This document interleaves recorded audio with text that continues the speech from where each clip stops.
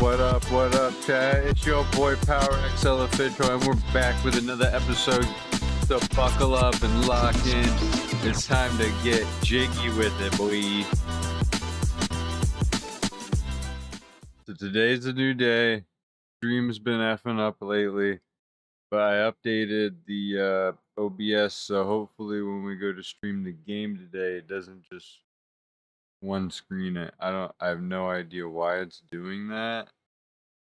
But for some reason, it really just doesn't make any sense. But it doesn't really matter. So what we're going to do is hook up right into the mainstream media and see what the heck is going on. Huge fraud has been found. Huge. Like, it's getting bad. Good morning, everyone. My name is Matthew Gagliotti, and I'm the head of the Justice Department's Criminal Division. This is as loud as it gets. Thank you all for joining us today as we announce the largest coordinated healthcare fraud takedown in the history of the Department of Justice. Bro. Today marks a decisive moment in our... I don't even know if this is talking about LA, but LA is in heat too. We're going to see that fight next to see all the corruption. Taxpayers from fraudsters and to defend the integrity of America's healthcare system. See, this is what I've been waiting on for a while. We are announcing today charges against 324 defendants for their alleged participation in healthcare fraud schemes involving approximately $14.6 billion in false claims submitted to Medicare, Medicaid, and other healthcare programs. Holy shit. In a takedown this large, so much. I can't possibly describe all of the work that went into dismantling each scheme. But there are 4 key points that bear emphasizing. Okay, let's get it. First, let me be clear about what these healthcare fraud schemes mean for every hardworking American family. Well, it's more money you got to pay on your insurance. It's more tax money. It's more everything. Yeah. These criminals didn't just steal someone else's money. Stole everybody's they stole money from you. Yeah. Every right out my fraudulent freaking claim, pocket. every fake billing, every kickback scheme represents money taken directly from the pockets of American taxpayers who fund these essential programs through their hard work and sacrifice. That's right. And when criminals defraud these programs, they're not just committing theft. They're driving up our national deficit and threatening 37 trillion, by the way, the long-term viability of healthcare for seniors, disabled Americans, and our most vulnerable citizens. This enforcement action involves the seizure of cash, as well as luxury vehicles and properties, returning real money to American taxpayers and to our government healthcare programs. Second, we are seeing a disturbing trend of transnational criminal organizations engaging in increasingly sophisticated and complex criminal schemes that defraud the American healthcare system. We have They're trying to shut us down. A way to create a disincentive for these people that is extreme enough to where they will be afraid to do this. Because I feel like the problem is that a lot of people with like a lot of these white collar crimes, they don't really get any, like nothing really. No, nothing does happen. You know that. Nothing ever happens to them, right? Nah. And so because nothing ever really happens to them, they just keep doing it. Right. No one's scared Why to do not? fraud? Well, I'm not saying necessarily death penalty, right? I mean, I'm not saying not. I'm just saying you got to do something. As part of this takedown, we've identified and charged defendants operating from Russia, Eastern Europe, Pakistan, and other foreign countries. Yep. And here's the thing, they're running out of other countries, so when they do get in trouble, there's not much we can do. Like, how does this even happen? Individuals have infiltrated our healthcare system to steal American taxpayer dollars. Yep. As just one example, call centers. We dismantled a scheme involving a sophisticated operation run from Russia and Eastern Europe that strategically bought dozens of medical supply companies in the United States and submitted more than $10 billion in fraudulent healthcare claims to Medicare. And what are you going to do to those people? To make Nothing. matters worse, these perpetrators used the stolen identities of more than 1 million Americans. This is one of the really big components that a lot of people don't understand as a second-order effect of a lot of crime and especially illegal immigration, is that identity fraud and identity theft is one of the prime drivers for a lot of identity fraud and identity theft is illegal migration and these types of systems. Spanning all 50 states to perpetrate this scheme and submit these false claims. That's it. Supply and I'm demand, pleased to report that federal agents intercepted and arrested key members of that organization at U.S. airports and the U.S.-Mexico border, cutting off their intended escape routes. The days of transnational criminal organizations using the American healthcare programs as their personal piggy bank are over. Thank God. True. Thank goodness. Third, this takedown resulted in criminal charges against 74 defendants, including medical professionals who fueled America's deadly opioid crisis. In my opinion, if you are coordinating with foreign interests and foreign people in order to defraud your government, I think that's treason. I do. I think that's treason. Bro, that's literally and why don't we do that? Why don't we do that? Why not? Why can't we have a little bit of fun? Why are we not able to have fun anymore? I'm just saying. For personal profit. These are not isolated instances of poor judgment. These are calculated schemes designed to exploit Americans struggling with addiction while enriching the very people who were duty-bound to help them heal. Of course. We charged pill mill operators who prescribed unnecessary opioids. We dismantled networks of corrupt pharmacies that existed. Well, you've got to keep in mind that, like, one of the reasons why they're prescribing a lot of this stuff is because these doctors get kickbacks. And as long as the doctors continue to get kickbacks and rewards for this, this problem is going to continue to grow and get worse. So if you really want to stop this problem, you have to cut off and you have to turn off the faucet. You have to look at, why does the system that we have create these outcomes? Because it's great that we're going to get these guys and hopefully they go to jail and hopefully they get punished. But that's not really like that is a victory for today, right?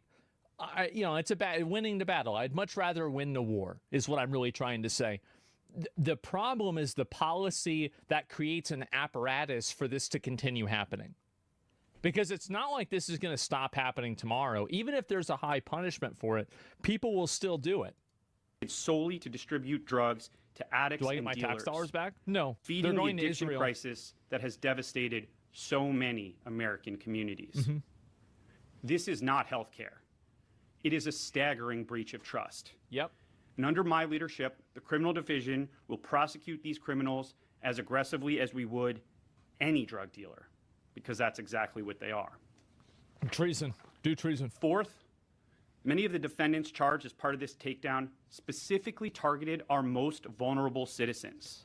This is a very common thing, and people might not be aware of this. I learned about it from, I think, a Mark Rober video, is that a lot of scam callers, they know old people are retarded. And because of that, they just, the first question they ask is, are you over 65 years old? And if they answer yes, then they continue the call. And if they answer no, they just hang up. Because they assume if somebody's like 59, well, they might know how computers work and this just isn't going to go anywhere. That's it. It's sad as fuck. Exactly. And again, guys, we're getting back to basics with this. If you watch a lion chase down a pack of gazelles, do you want to know the gazelles that get left behind? The ones that are over 65 years old comparatively. That's right. And the ones that are disabled. That's the reason. This is straight fucking nature. Elderly Americans in nursing homes, individuals with disabilities, those battling serious illnesses, and more. That's what I said. For example, our prosecutors charged 7 defendants, including 5 medical professionals, in connection with approximately $1 billion in fraudulent claims to Medicare and other healthcare benefit programs for performing medically unnecessary skin grafts undying patients as they were seeking to spend their final days with dignity and peace. Post the names, get them out there, publicize the trials. I mean, for thousands of years, we have had public executions. I'm not saying that we should bring them back, but I'm saying publicizing people getting punished is a really great advertisement for not doing things wrong. You make crucifixions great again? Listen, I gave you my idea, okay? I think they should bring back crucifixions. And by the way, Bro, I'm completely not kidding. keep posing on them. I think they should. Now, I don't think it's going to happen, but I think it should. That conduct is exactly as callous and disturbing as it sounds. Yes. Patients and their families trusted these providers with their lives. Instead of receiving care, they became victims of elaborate criminal schemes. Today's takedown marks a historic day. In addition to the tireless work of our Fraud Section's Healthcare Fraud Unit, this extraordinary effort would not have been possible without the law enforcement agencies with me here today. Health and Human Services, Centers for Medicare and Medicaid Services, the Federal Bureau of Investigation, and the Drug Enforcement Administration. And of course, countless partners across the federal, state, and local law enforcement community and dozens of United States attorneys' offices. Yep. Thank you to all who made today possible. Now, despite these historic achievements, we aren't resting on our laurels. We're making advancements to stay ahead of their criminals and their illicit schemes.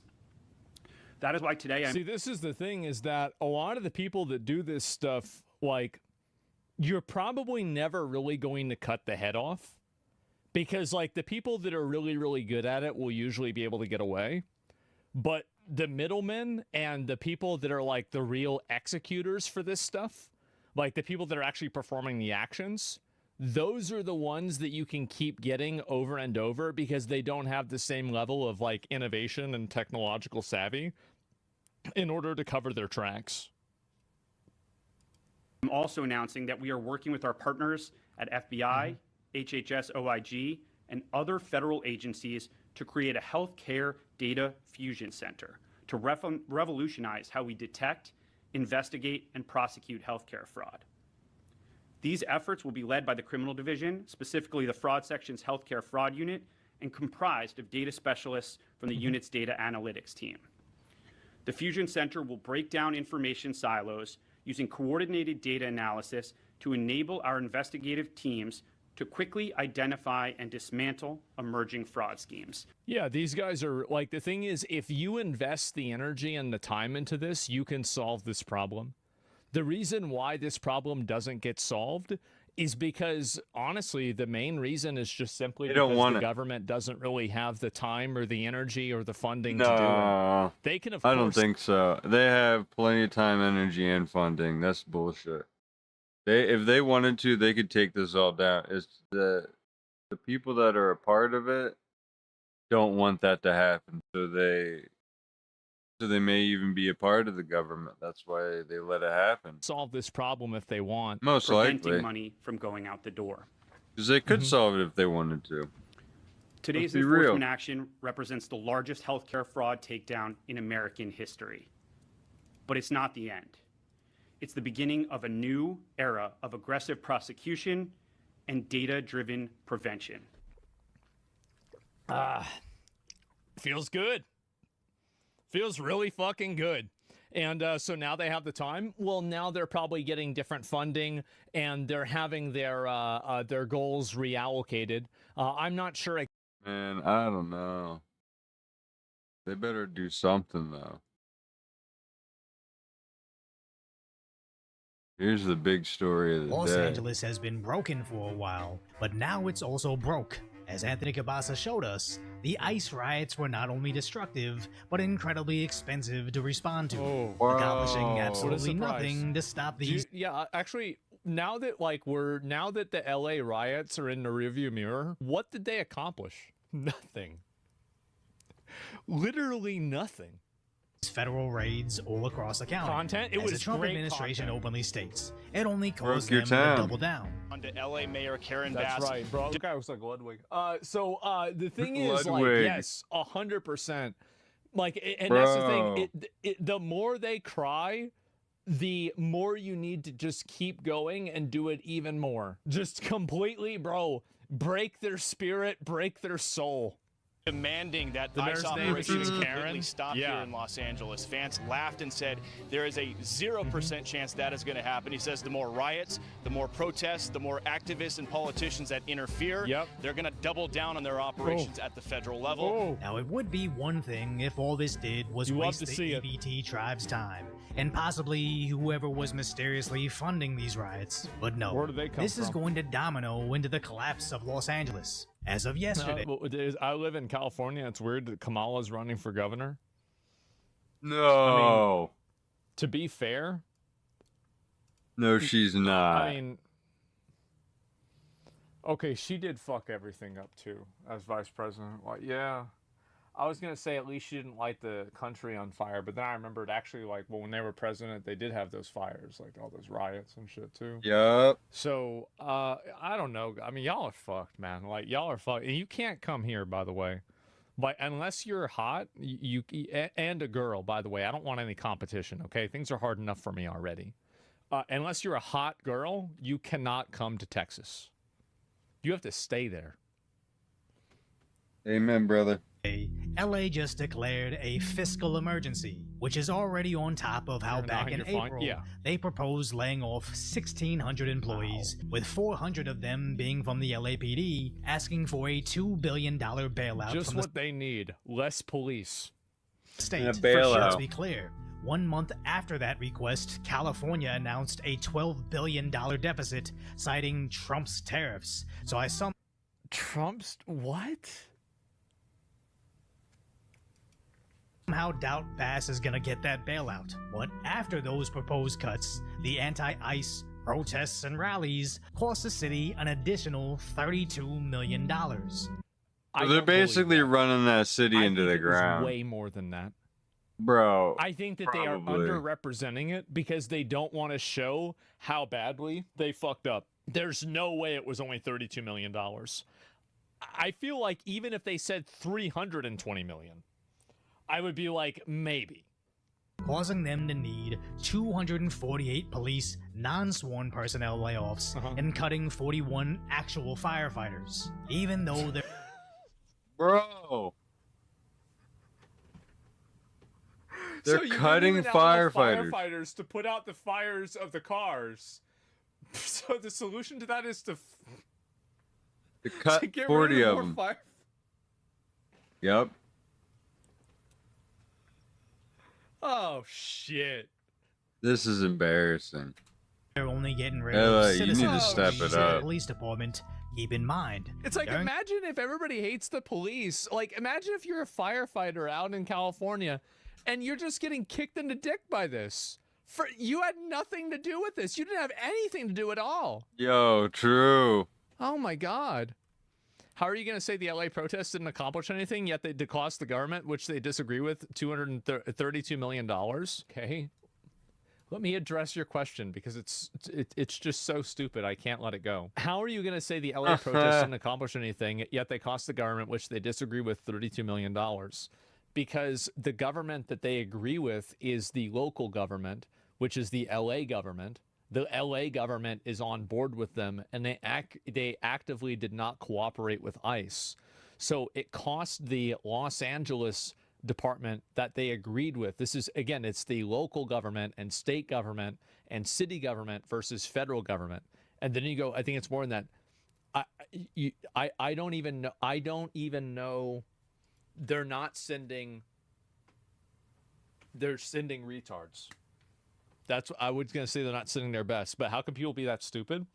because people like that, you have to understand, is that people like that are like very, very low intelligence, but they don't know it. So what they do is they come up with these like, you know, like if I don't think about this at all, it makes sense, like gotchas. Those wildfires that recently hit Los Angeles, a lot of their fire trucks weren't in service as they just laid off the civilian employees responsible for the upkeep and maintenance of those vehicles. As Los Angeles continues to decimate their ability to enforce the law, citing finances. Which is awfully interesting, as the LA Times just reported 2 days before that the city council approved $250,000 for the city attorney to bring in an outside legal team to respond to the Trump administration, ending. Bro, where did they get that from? So if they have all this illegal alien labor and they're constantly running a deficit, doesn't that kind of prove that the whole idea that these illegal aliens are like helping the economy? Like, either they are so astronomically retarded that they have this massive advantage that they still can't manage to overcome, or maybe having a bunch of illegal aliens that can't even speak English in the country doesn't actually increase the economy. I don't know, guys. I wonder which one it is. You're right. And actually, wait a minute. No, I don't. We don't have to choose. It's obviously both.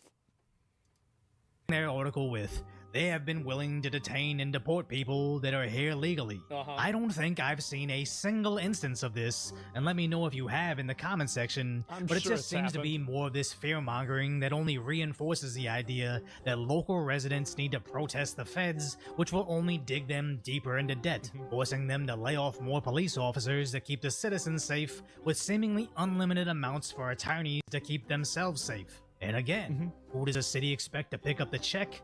You, the average citizen. As Mayor Bass did a press event cleaning up some graffiti in her $100 night. No way. No way. This is just, bro, like. Why is there a mask? Why does she have a mask? That, like, whenever Trump worked at McDonald's, like, you think about the aura that came from that versus her doing this. Bro. This is just fucking sad, bro. Yeah. Just like a this bum. Is pathetic, bro. Oh my god. He dunks. But then the residents were upset also, to receive. Yeah, don't you have a power washer? Yeah, exactly. Like, you just go over that with a power washer. Should probably take off the majority of it right there. Bro, there's not even using water. To give up their Saturday to volunteer to clean up the city after they let the rioters destroy it. As even after the riots ended, they're still vandalizing their own community to fight ICE. Wait. What is this? It's ended. They're still vandalizing. Fuck Trump. Fuck ICE. Fuck their own. Fuck ICE. ICE.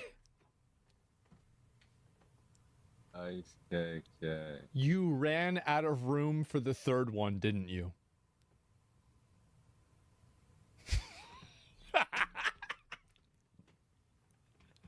They're actually fucking retarded.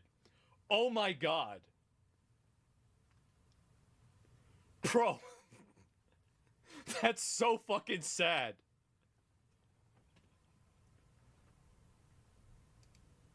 Community to look at that. Fight ICE. It's insane that none of this is actually effective. More like they're fighting. I feel like they're pushing out their own government over Trump. That has nothing to do with Trump. That's their own home. The city has just taken this bizarre position of defending the destruction under the assumption that the regular citizens will pay the tab, as the most outrageous aspect of this broke city is a rent freeze for immigrants. Labor unions are joining forces today demanding action to protect Angelenos against immigration raids. The local SEIU 721 labor union, along with crew and the tenants union, are don't take our slaves. No. No, please don't take. Who's gonna clean the house? Really, don't take our slaves. This is so fucking bad, man. Oh my god. So crazy. They're tenants, yes. Don't come in and take our slaves. Protection to help families who may face eviction due to the immigration rates. The unions say many families may not be able to cover rent due to a family member who may have been taken by ICE, or who have family who may not be able to leave their homes due to fear of kidnapping. The groups claim Latinos make up majority. I like how they use the term kidnapping. Kidnapping, yeah. It's like, yeah, guys, no, that's called being arrested. It's called being detained by the police. And it's I called know this being sounds crazy, deported. but that's what happens. For being illegally immigrated into a country you're... It's so disingenuous. It is. Majority of renters in the city of LA. Nowadays, I mean, you don't know who's a cop, who's an ICE agent, now who's a bounty hunter. Now, I can be dressed as a cop. Exactly. And just go kidnap people. No matter what you're legal. Go kidnap people. What the this hell? happened? They're being disappeared for sure. As someone that lived in LA during the lockdowns, I despise this, as at the time I was furloughed from my job, where basically I had the option to not pay rent and not get evicted until I got my job back. But even though I struggled, I still paid it just to not have a huge payment at the end, not knowing the city would essentially forgive the rent debt and settle with the landlords, meaning I just wasted over $10,000 from my own bank account and countless more as the city's funds would go to paying off my neighbor's rent. Now I have... This is a very, very good lesson. We had this happen too. Never pay your bills, always default, never answer the phone calls, actively obstruct, take out credit card debt, pay it with other credit cards. When they call, tell them you're not there. I don't think you can pay credit cards with credit cards anymore. My mom, bro, they figured that out. $90,000 in credit card debt, $20 in her wallet. And I'm like, we gonna get Taco Bell? She says, yes, of course. Of course. Hell yeah, we're gonna get Taco Bell. We're fucking rich. Did you ever pay off? No. The thing is that she got away with everything. She got away with all of the debt. She got away with all of the default payments. She got away with all of it. City, and good riddance as they're about to do the same thing again, digging themselves deeper into debt. Cinema. On top of the new debt they just requested. City Council authorized a $5 million loan to help pay overtime for LAPD officers working around the clock during recent ICE protests in downtown LA. They took a loan? Officials say the city of Los Angeles has already spent $19.7 million in response to the protests, with nearly $12 million of that money paying for overtime for the officers. And correct me if What retard even does this? $1 million of that money. We're gonna light a cardboard on fire and then it's gonna light the car on fire. Paying for overtime for the officers. And correct me if I'm wrong, but I thought those LA coppers don't actually get paid overtime. They just bank those extra work hours as vacation time to be used at a later date. So I don't really know what this extra $5 million is for, other than covering the shortcomings they already couldn't afford. And it's only getting worse from here.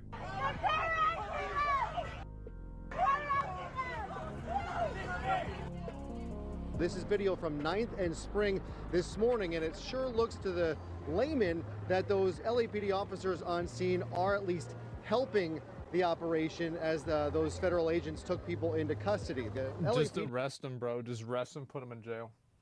What they should have done, this is what they should have. They should have gone out with nets. And they should have gone with nets. Like, I think, like, I mean, you know, because, like, I really, you know, I like content, right? I like making content. And I think that they need nets, like the big ones, like, you know, you catch a butterfly, but just like a really, really big one. And like, you could put them under people, right? And you can make it with like Kevlar and like Ebolas. Yeah, no, because then they could get hurt. And then like, what if they break their arm? Because then that would be a problem for part 2. And then you put on ankle bracelets on all of them and you make all these people clean up the whole fucking city. That's it. Bro, yo, the whole fucking thing up. Bracelet them, fucking make them clean. Blown up cars. They have to clean up like all of that KKK shit, etc. Yep, and you could even have it. That's true. You could have Mr. Beast do it. That's a good idea. Isn't that slavery? I would call it a surprise job. He has just come out with a statement saying that is not true. They were simply there on a call. And they got to pay their debt, right? Once they realized that was not taking place, they were there for crowd control. A lot of these people say are in this group are calling these kidnappings and not people being taken into custody by these federal agents, which I believe stems from local secret police. Where I've seen countless replies with thousands of upvotes suggesting this exact tactic, as this should be considered the same as filing a false police report, as they know what they're witnessing, but are just feigning stupidity in order to waste police resources. With the real anybody who's intentionally wasting police resources should be, you know, they should be charged for something. Like, or fined massively. Like, because again, they're just wasting people's money, right? Intentionally. I mean, jail time. I would say jail time if you're weaponizing them in a way that's like, you know, violent potentially. True. But like maybe, right? Maybe. Users being any law-abiding taxpayers that actually need the police, but get stuck with 1-hour hold times with 6-hour response times. And where are the sheriffs during all of this? Well, after Trump sent those B-2s into Iran, the official LA County Sheriff's account posted, "Their hearts go out to the victims and families impacted in Iran," which is a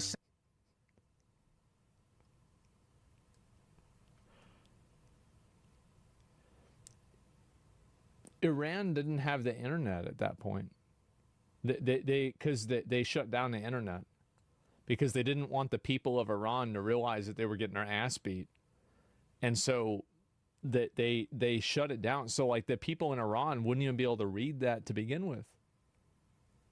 They're talking. It's literally just a virtue signal for like other weirdos in that city to be like, oh wow, we really care about them.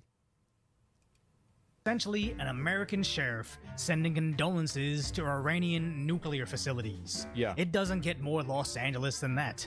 Now, they did try to quietly edit out their condolences in that post, but eventually had to delete it due to the backlash, later posting an apology stating they fell short of expectations. Los Angeles County is officially falling short. Nothing in this entire video seems to show the city actually cares about their law-abiding, tax-paying, regular citizens that keep the city running. It's all about coddling criminals, virtue signaling, and deficit spending.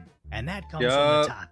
As when the rioters were burning the city, apparently Governor Newsom was too busy sipping wine. But when Vice President J.D. Vance stopped by to check in on the Marines saving the city, out of nowhere, Newsom now wants to come through for a debate. Parts of his state are on fire. He's trying to debate on this shit? Like, bro, like, you need to debate whether you want to put out the fire or not. So we got somebody right here. What are you saying? I really liked you a lot. I don't understand how you can actually be so short-sighted. Thanks for teaching me to go outside my door and actually make my own picture of this world. Bro, it's actually what's happening in Germany. Someone gets on the top using a group of people everyone hates, while everyone doing that dysfunction of your political system gets more power. There are ASMR videos about how to deport people. I mean, for fuck's sakes. So which group of people here are the Jews from Nazi Germany? Which group is it? You got timed out. Which group do you think are the Jews from Nazi Germany? I'm super curious. Anyway, let me go back. We'll watch the rest of this, and then I'll pull it with the rest of it going bankrupt. But the only thing that gets him out there is performative nonsense for his presidential campaign and his podcast. So if you appreciate he's not gonna run for president. Gavin Newsom is gonna get immediately disqualified for being a rat. And then also, like, him trying to act like more Republican and like distance himself from like woke stuff is just gonna make everybody hate him, man. What about some face masks? Some cultures cover their mouth to stop spreading their sickness. Why would I care about somebody's culture? Doesn't overrule the law. I don't care about your culture. Follow the law. Law comes first, culture second. Light order commentary on the tragic status that is today's reality. Subscribe to Decoy Voice. Yep. No, it's crazy that they actually burn their whole shit down while they're at a deficit. That's insane. Oh my God. Yeah, he's fake. Yeah, exactly. Canines. It's the meaning of stupidity. Did my old man next to it ask me things to answer questions? Nothing else happened. Yeah, no, for sure. I mean, yeah, I'll link you guys the video. I mean, I agree with that in general. In Germany, you can cover your face in public, but not during a protest or other public gatherings. Yeah, I mean, I would have, like, there would be some examples of this where I would be okay with it, but I think covering your face at protests, I mean, like, you're just asking for trouble. This person have any other response? I'm sorry, I'm not going to be able to respond. Maybe I'm missing a point or I'm having the wrong take. Nah, you're just going to get the fuck out of here. Like, I don't want to hear you type out some whole paragraph about how I'm short-sighted and racist, and then I'm like a Nazi in Germany, and then as soon as you have to explain yourself, you say I can't speak English. Like, get the fuck out of here. I don't want to hear that. Jeez, he's right. Bro. That was kind of fucked up.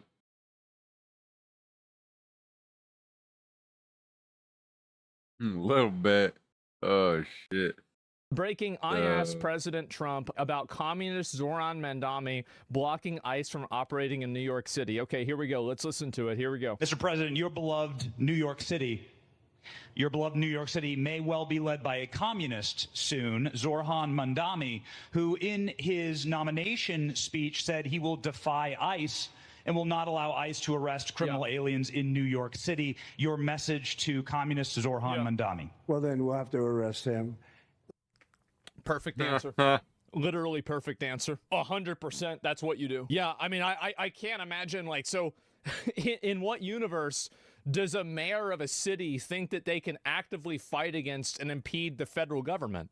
Of course you get arrested for that. Duh. What are you, fucking retarded? Of course. Look, we don't need a communist in this country, but if we have one, I'm going to be watching over him very carefully on behalf of the nation. We send him money. Authorities don't need to cooperate with federal authorities. I understand that, but apparently you have a comprehension problem, because the nature of the question was actively impeding them doing their work rather than not cooperating.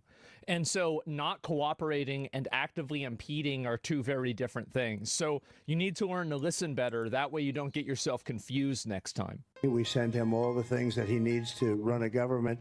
Yeah. And by the way, they get about 3 times what you get, Ron. If you look at the per capita, I guess this is in Florida gets 1/3 of what New York gets in terms of the numbers. Why don't you give us those numbers?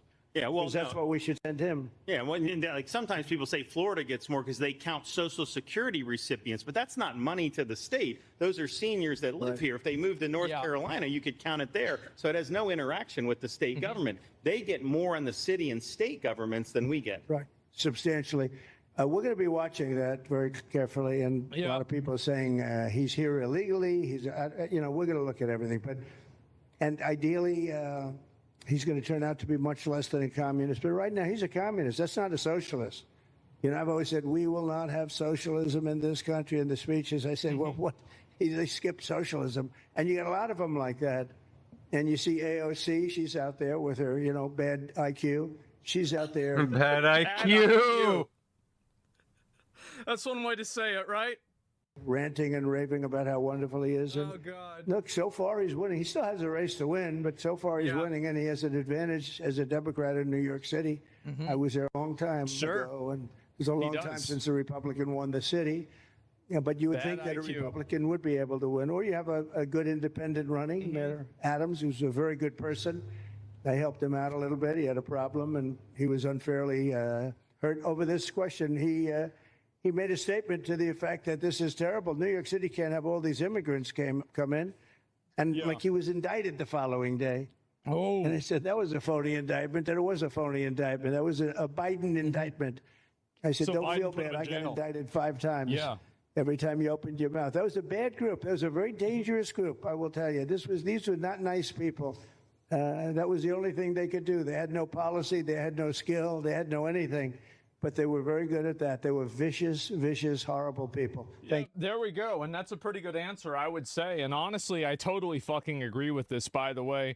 I mean, like, in my opinion, I think if the federal government, if the local governments are actively trying to, like, well, if they're trying to impede federal government, then I think that people should be arrested. But if they're just simply not cooperating with the federal government, then I think they shouldn't get funding. Because, like, why are we giving you money if you're not even willing to uphold the laws, right? I mean, like, we have the rules, and, you know, the whole idea is that you get the money and you put the rules out and you apply the rules. So if you don't do that, I mean, I think that it's a very, very clear-cut situation, right? I mean, if you're not following the rules, then you shouldn't get the fucking money. Like, I don't want my money going to some state that doesn't want to follow federal law because of some bullshit political reason. That's ridiculous. So, yeah, it becomes a criminal act. Yes, not upholding the law is impeding, though. Not upholding and actively impeding are completely different things, and you are being disingenuous to combine them. Now, that being said, obviously, if he is actively impeding things and doing that, I think he does deserve to go to jail the same as anybody else would, right? But that's not really anything that's special to him because he's the mayor. That's anybody who's trying to actively impede federal investigations and federal work. So, yeah, it's that simple, man. Reddit's convinced themselves that Trump has a 70 IQ. Well, if Trump has a 70 IQ, then why does Trump keep beating all of the people that they support? I mean, like, again, I don't, like, the entire idea of, like, a person's intelligence, like, there's a lot of people that are smart. Like, a person's intelligence, in my opinion, should be primarily defined by their ability to execute their will. Like, if this person can do something in order to achieve a goal, that is, in my opinion, intelligence, right? It doesn't matter whether you have 150 IQ or a 50 IQ. If you can just straight up get shit done, get results, then that makes you smart. And if you can't get results, then you're not smart. Because intelligence, like the ability to, you know, find the next prime number in, like, you know, a series of numbers, like, this isn't really intelligence. That's just math, right? And so being able to, like, spot patterns, etc., we have calculators for that. We've got books for information. So it's not really the ability to, you know, like, hold and, you know, like, have information. It's the ability to apply that information, that knowledge, in a way that's beneficial for you, right? And so that's exactly what it's all about. And it's the difference between intelligence and wisdom. Wisdom is what truly matters. Intelligence is secondary, and it can inform wisdom, but obviously these things are a little bit different. People forget smart people. Yeah, exactly. Aleister Crowley said the highest form of magic is willpower. Yeah, he was a smart guy. I mean, he started this Church of Satanism. I mean, he's a bit of a nutball for sure, you know, like, definitely. But at the same time, he had a few good ideas, and people still talk about him. He's a smart guy. Yeah, okay. He was a pedo. I never heard about him being a pedo. Never heard about that. But anything else, yeah, but if you polled New Yorkers, you wouldn't even know what it's like for going on, like me, for example, first time hearing of this. Yeah, it's weird, bro. Like, what the fuck? And so, yeah, this guy trying to, like, actively stop ICE from doing their job, I think Trump should arrest him. It's not even a question. So hopefully he does. I think that'll make great content. Yeah, I think it will.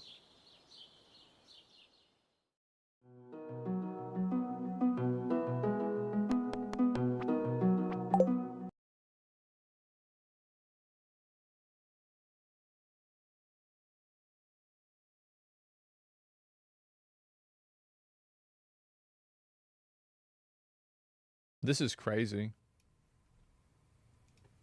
Yo, what's up, guys? Welcome to the Bronx. This is where AOC says she's from. The Bronx. And this is where AOC is actually from. Welcome to Yorktown, the business hamlet of Yorktown. The business hamlet? Why is it that all of these, like, radical socialist leftist people are actually just rich kids cosplaying as being poor third worlders? Why is this happening? Everywhere. It's beautiful, it's green, it's pristine, it's clean. And they even have a Christopher Columbus That's what society. I'm wondering. AOC got all those statues ripped down. Some structural racism right here in AOC's hometown. Today we're going to investigate the biggest lie in all of politics, the fraud of AOC. Let's go. Oh, feels the propaganda better? I guess so. The Oppression Olympics? This is the Bronx. The Bronx is a gritty, working-class, hardscrabble, historic borough of New York City. AOC is a communist who represents the Bronx in Congress. She's not just a rising star in the Democrat Party, she is the Democrat Party. Clearly preparing for a 2028 run, AOC is breaking fundraising records and filling stadiums to hype her Bronx girl Who the persona. fuck's giving her money? Like, like, who gives this bitch money? Like, I can't believe this. How do you do this? I'm a girl from the Bronx. AOC won her seat in Congress in 2018 by attacking her establishment Democrat opponent as not being sufficiently from the Bronx. That a Democrat who takes corporate money, doesn't live here, doesn't send his kids to our schools, doesn't drink our water, cannot possibly represent us. AOC reflexively repeats that she's from the Bronx and a Bronx girl. I speak like a girl from the block. And again, I grew up first. Good girl from the I block. love how, like, whenever she's saying that, it's very obvious that she's trying to say it that way. Generation in the Bronx. Yeah. Again. Girls from the Bronx are welcome everywhere. So like, often. it's so obvious that it's literally anybody. This is my opinion. Anybody that I see that does any code switching, I immediately don't trust them.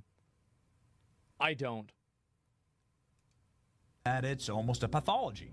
In fact, AOC just pulled the Bronx girl card again this week, responding to President Trump, saying she would eat a Queens boy like Donald Trump for breakfast. I don't think he knows how to deal with a girl from the Bronx. Something's very wrong here. What functional adult repeats where they're from this often? Someone who's lying. Well, any rapper, but yeah, besides that. And here's the dirty little secret. AOC is not actually from the Bronx. Since AOC was an infant, her family has lived in a beautiful little hamlet called Yorktown Heights. This little town... No way.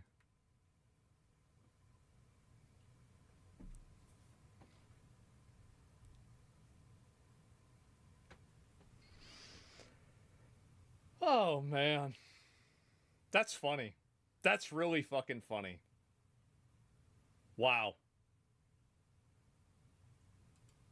Town Heights. This little town is the opposite of AOC's gritty, downtrodden, working-class persona. I think that and am I crazy? Like, this looks like a nice place. I don't think there's anything wrong with this place. This is like downtown Austin some places. Yeah, this is fine. Working-class persona. It's clean and beautiful and safe. Yeah, the but neighborhood this is where people... This looks like the kind of neighborhood where people call the police on minorities. I'm just gonna say it. It does. It looks like one of those neighborhoods. Those big lawns. Everything's very manicured. Yeah. Grew up in is well off, leafy and manicured. AOC went to elementary, middle, and high school here. She graduated from Yorktown High, where she went by the name Sandy Cortez. And then she graduated Boston University with an economics degree. Since AOC is about to run for president, we thought it would be important to investigate the town that gave America its most famous communist. This is not the Bronx. As you can see here, this is the leafy, beautiful Parkway suburbs. Is that a golf course? Oh, it's gorgeous. What the fuck? Look, bro, what is this? Is this like Michael Jackson's house? Bro, this is like Pablo Escobar level. Like, what is going on? What is that, like a racing track for horses? What a pleasant, wonderful drive. It's a I feel like I'm country on my way to Pleasantville. Very much looking forward to finding out where AOC It's a clubhouse? is. Oh, God. After a 90-minute drive from New York City, we finally got to Okay, so Yorktown. that puts it into perspective. 90 minutes away. That's pretty far away. Like, I mean, like, San Antonio's like 45 minutes away from Austin. Is the whole area away? Yeah, like, I mean, I couldn't say I'm from San Antonio. Like, that's crazy. Yeah, dude, that's... San Marcos. Austin that's to Waco? crazy. Yeah, I got a friend that grew up in Waco. I'm not from Waco. That's a whole ass different place. On Heights. Check out this beautiful entry to the city. Trees lining the road. Some mansions. Where the beautifully crackheads? manicured lawns. American flags. Where are the crackheads? Oh, wow. So you know this is a right-wing area. They've got American flags. I guess they must be really racist. An awesome place to be from. Where's the graffiti? Out of the car. Where's and the find fence something zombies? like this. Welcome to the fence capital zombies of AOC's Yorktown. Look at this. Pardon our... Read this sign. Pardon our appearance as we revitalize the garden. Bro, like, this is the most fucking posh, like, fucking gated-ass community. Like, you're going around... Like, what is this? Like, oh my god! You got country club, this some uppity ass shit. Yes. Heights. This shit makes me uncomfortable. Like, oh my god. Patriot State Park. You can see here a Veterans Memorial Circle that's been beautifully tended and groomed with a lot of American flags and a lot of honor for our great nation. Really, just a terrifying place to grow up here. I hear that there are miles of luscious trails going through the forest here. Boy, you can understand why you become a communist could take place here. Growing up yeah, in a hood like this. No, you're right. That's a good one. In a hood like this. Capitalist swine trying to sell me rhubarb. Rhubarb. I don't even know what... The only time I ever hear the word rhubarb is when I'm playing a video game. I don't even know what rhubarb is. It's like some sort of shit that grows out of the ground, right? It's like a plant. It's the white...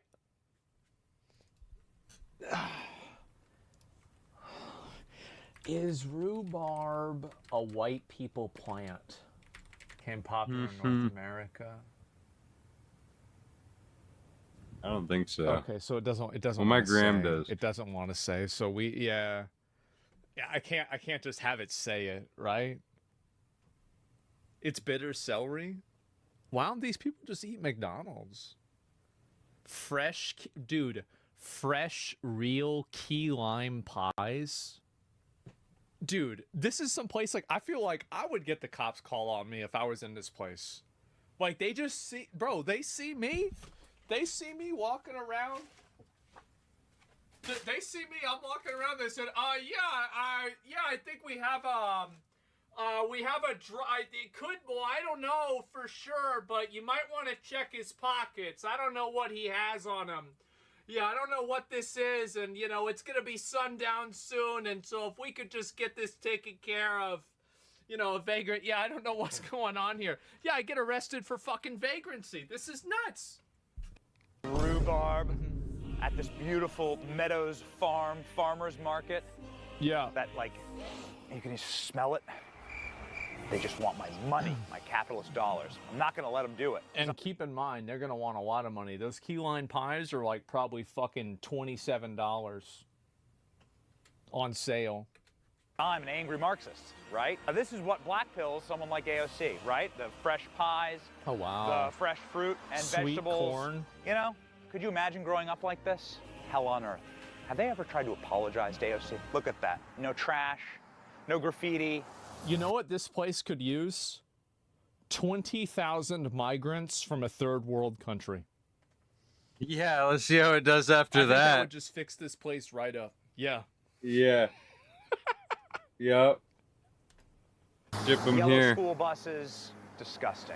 Okay, Oh. so safe, so clean. AOC grew up here. Now you can understand. Okay, you can understand where the radicalization comes from. And look at all these cars, by the way. Look at this parking lot. There's not a single piece of shit car in the entire parking lot. If this was in Austin, there'd be at least one car without a bumper. Like, yeah, something like that. Or like it's got a sticker and it says like, you know, fucking vote for George Bush. Yeah. And where the radicalization comes from. It's too nice. George H. Bush, by the way. That flagpole right there just makes your blood boil. Yeah. Let's see what new horrors await us around the corner. This is where AOC got the idea for the Green New Deal. That's what we'd all be driving in. Oh, if AOC got it. Do you understand? Yeah. Oh, shit, Grew they're up bringing with it a horse and back. buggy. That's what she wants us to go back Yeah. to. Get it? You gotta think like her. How much? What, bro? Please tell me how much it was. Pressing with my made from scratch cinnamon rolls, my ice cream. How much was it? Thank you. How much What was a terrible life. How much? What do y'all think? I'm thinking 23. Dude, yeah, I was gonna say $20. No, actually, no. Let me dial it down. Let's go to 18. I hate capitalism. So angry. 20. I'm still down for 20. This is hell. We must destroy America and capitalism. I am so mad that Benny did not say how much it was. I'm actually so fucking mad, bro. Like, I deserve that. Google it? I don't want to Google it. Oh, God. Look it up? Okay. So angry. I'm gonna do it. We are going to look, and we're going to add up how much money this was, okay? Bro. So he ordered yo, it was like $20. cream, Yeah, $9. And a cinnamon roll. Okay. Oh, dude, You guys that's see like this? 25 I bucks. think this is probably a small hard scoop of ice cream. It could maybe be a large, but let's assume that it's a small. So 5. And especially like maybe large 2 scoops. Well, no, usually they'll fill it up. So let's say that's $5, okay? So we've got $5 right there. And we've also got coffee. Vegan Oreo is $3, okay? That's cheap. And where It's only $8. Well, they don't even have the cinnamon roll on there. Well, shit. I can't even know now. I'll assume it's probably about the same as the ice cream. It's like $3. So it's like $15, probably somewhere around there. That's actually not that's so. cheaper. That's not awful. That's actually okay? pretty cheap. Let's be reasonable, guys. That's not awful. In Austin, we have plenty of overpriced bullshit here, okay? This is hell. We must destroy America and capitalism. Oh, yeah. Oh, yeah. Well, wait a minute. Where's the crazy people that come up to you and steal your phone while you're eating dinner? What about them? Oh, don't worry. There's a secret, adorable patio. Bro. Where's the Fent zombies? Shouldn't there be like 3 living there under this? That we missed, a luscious green Why isn't there oasis any graffiti anywhere? That we happened to miss while we were rage eating our ice cream. Look how beautiful this is. Seeing this as New York it's really kind of funny because it reminds me of like, you know, like in those zombie movies where like at the end of the movie they finally make it to like the city that doesn't have the infection in it and like everybody's normal. That's what this kind of reminds me of. Yo, what's up, man? How you doing? We got subscribers in AOC's hometown. Look at this. Look at this. Well, beautiful yeah, of course. I mean, that's why I would expect them to be. Park, got American flags here. What a patriotic, beautiful town. We got Revolutionary War battles that were fought here. You can see up here, freaking straight out of the Patriot. They even got the axe, and the American flags are sponsored by veterans. What a beautiful place. Wow. This is like a paradise. This is an American hamlet. And it's worth noting that AOC didn't just live here as like a little kid or whatever. Yeah. She was here before she could talk or walk. She was here as an infant. She moved here. And then went to high school here. She graduated and went to Boston University, a very prestigious university. Then she decided that she was going to sign up for Communist Central Casting. Makes you wonder. Man. Yorktown Police. That's why there's no Fent zombies. Yep. Luxury beliefs. Nice, look at that. And look at, dude, look how racist the police are. Do you see they have the American flag on the side of the car? That's fucked up, man. Defunded there. You ever seen a Starbucks like this? This is beautiful. Amazing thing just happened. These are better than Firefighter the comes ones up in to us Austin. and says, "I know AOC. I knew her." Actually, that's actually not true. They've gentrified all of like Austin, like West Austin or East Austin, and they've basically just replaced all of the fucking, old, like, traditional minority-owned businesses with like coffee shops and like, crepe shops and fucking like smoothie bars and shit like this. At East Austin, yeah, it used to be ghetto as fuck. Bro, it used to be a PvP server. And now, like, the same places where people used to sell drugs, now there's, like, electric car charging stations there. High school. And she was mean. She was like a bully. Of course she's from here. She was raised here. Everybody knew her. Everybody knows her. And he doesn't know what the hell happened to her. He said she was, like, hanging out in his house all the time. What happened? What happened? Who hurt you? AOC. Who hurt you? Maybe he was her boyfriend. Welcome to the beautiful Yorktown stage, where AOC learned to be a theater kid. Oh, wow. Later in life, having to sell you a life of oppression, right? They got Jekyll and Hyde. Wait, was she actually a theater kid? Oh, thanks for the Because follow. if she is, that just made me more, like, that affirmed one of my prejudices. Did I just get one of my prejudices? No, I don't know if she is or not. So, did I just get a prejudice reaffirmed? I did? Oh, it feels good. I knew it. Coming up in September, based on AOC. Bingo. Nothing says true. Yeah, bro, pickleball? Oh, this is definitely for white people. Oh my god. Jeez.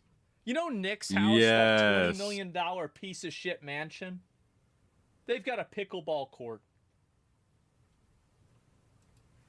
Like growing up next to a massive pickleball court at scale. Yeah. Okay. Got to shut this place down.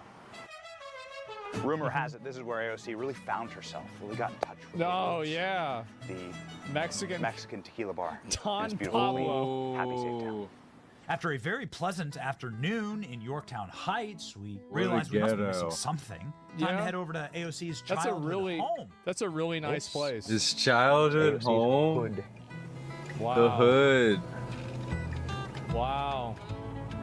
It's a nice house. The old hood. Untrimmed hedge here and there. Some nice houses. Lawn gnome. Yeah. Might jump out at you. This is AOC's street that she grew up on. In fact, AOC's childhood home is appraised at close to $500,000 right now. Oh shit, and that's not across the bad. street, a Trump yard sign. Uh-oh. 2024. Really? It's AOC's house. Man. We were even able to speak with some of AOC's neighbors that remember her all the way back when she moved into the house. Really? That looks like that, Hear yeah. some stories. I have a house What about that. an incredible place I don't know, to be I think from. these are a little bit bigger than my house. And while we were filming our outro for this video, a man honked his horn and jumped out of his car wearing a MAGA hat. And guess what? He's There he is. Bro. Yeah, that's about right. And look at all these cars, by the way. All these new cars. a subscriber, and he knows AOC. It's beautiful here. Yeah, it's absolutely beautiful here. And AOC obviously was a resident and went to the high school that I went to as well. So For a long time. She was here for she was here for close to 20 years. Yes, absolutely. Everyone knows that. Yeah. Wow. In this town. People around here like Trump? Absolutely, they do. A lot of people are quiet about it because they're afraid to lose friends, but I'm not afraid to lose friends for what's right. Absolutely. What's your message to President Trump? Oh, we love This is great. Just keep going. Finish the job. Go for the Finish the job. Finish the job. President Trump. Oh, we love you. Just keep going. Finish the job. Go for the Federal Reserve, baby. Come on. Go for the Federal Reserve. Man. Yes. Man. Maybe you can explain. Bro, that's This a seems- lot. We've been here for 2 hours. We've been walking around. It's beautiful. It's patriotic. There's like American flags on every street. How could you become such a dirty communist growing up here? If it walks like a duck and it talks like a duck, maybe it's a duck. How's it possible? I don't know. I don't think it is. I think it's fake. I think the main. Really strong millennial energy there, guys. Ah, you hate to see it, don't you? Ah, jeez. Ooh. Ow, wow. Mainstream media paints a different story than what you. If you interview anyone who's on the street here, I don't think those values are present at all. Yeah. There's not a lot of communists. Right? No, absolutely not. It's fake. Yeah. Fake news. He's been saying it since 17, man. That's it.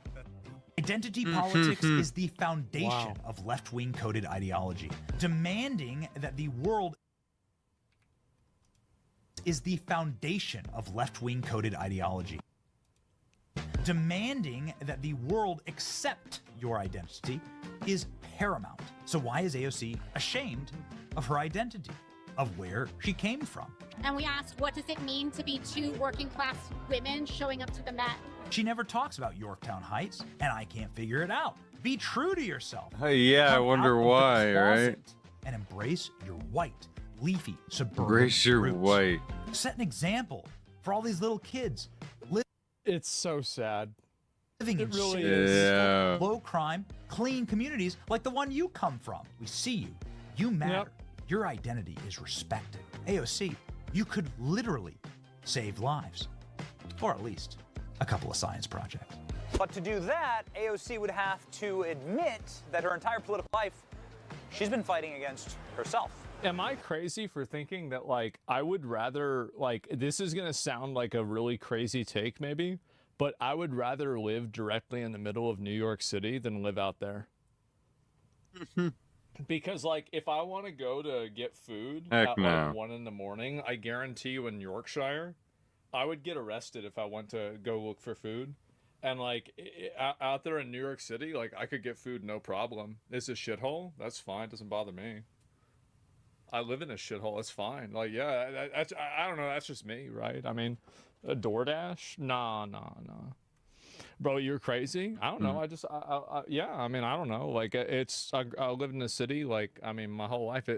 That's fine. Too loud? Yeah, that's true. And that would be the toughest battle of all. Bro, who cares? It's not that big of a deal. I agree. Then why would you lie about it? If it's not that big of a deal, then why lie about it? That's just me. It's a really good point. Huge fucking Benny W. Oh my God, this was a good video. This was such a good this was amazing. Video. Wow, this was a good video. Give it a like, give him a sub. I haven't watched Benny's videos a whole lot for a while. Yeah, let me link it to you guys. This was so... That was a W. Jacksepticeye made a video about this. If you care about video games as much as I do, then please support Stop Killing Games Initiative. This is Ross talking about it just an hour ago. Huge fucking W right there. And then also another massive thing. Let me go back and see if I can find it right here. I'm going to show you guys how many people have already signed a petition. I think we're going to hit it. I do. Like, we have had so many people. Bro, this is like, I'm telling you guys, this is like the Avengers. Like, you've got PewDiePie coming in here, Jacksepticeye coming in here, all of these other people that are like really big creators, like Charlie coming in here, Mudahar making another video about it. Everybody is coming in and pushing this again, and you've got 733,000 signatures. This is a crazy amount of support. That's no joke. I'm so happy to see this. And yes, ironically, and it's all... I don't think that's really because of Thor, right? I mean, I think that Pirate Software is like a good rallying point because people don't like Pirate Software. So they're like, oh, well, you know, like, let's do this because of him. But, like, I don't really think that has anything really to do with him. This is just a really great initiative that I think most people that play video games support and care about a lot. And that should be really the focus. But whatever it takes to make it happen, that's what's important. So, yeah, Stop Killing Games is going absolutely fucking crazy. And PewDiePie, this is the other really big one today. Thank you all for the amazing support on my recent videos. I love how I can just nerd out and share whatever with you guys. In the comments, I've seen some of you mention Stop Killing Games, and I want to say I 100% support this movement. It ties in perfectly with what I talked about in my video, Ownership Over Software. and the games that we buy. I think I know exactly what he's referring to with this. This is huge. Strongly encourage you to sign the petition.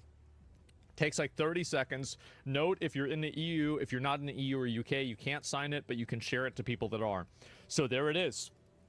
Massive PewDiePie W. Insane PewDiePie W. That's crazy that we're getting the a lot of people people doing think that pirate this. software are misrepresented and misconstrued what the criticisms that Stop Killing Games was trying to address. And they also, like, so this has been really kind of a general issue that people have had with Thor in general, is that they, and again, I like Thor, I do, but I'm just simply explaining the way that other people feel. So just keep that in mind. People think that he's a know-it-all. They think that he constantly tries to put himself out there as this authority on everything, and he's not in their mind. And they think also his personality online is inauthentic. That's basically what people are saying, right? He is.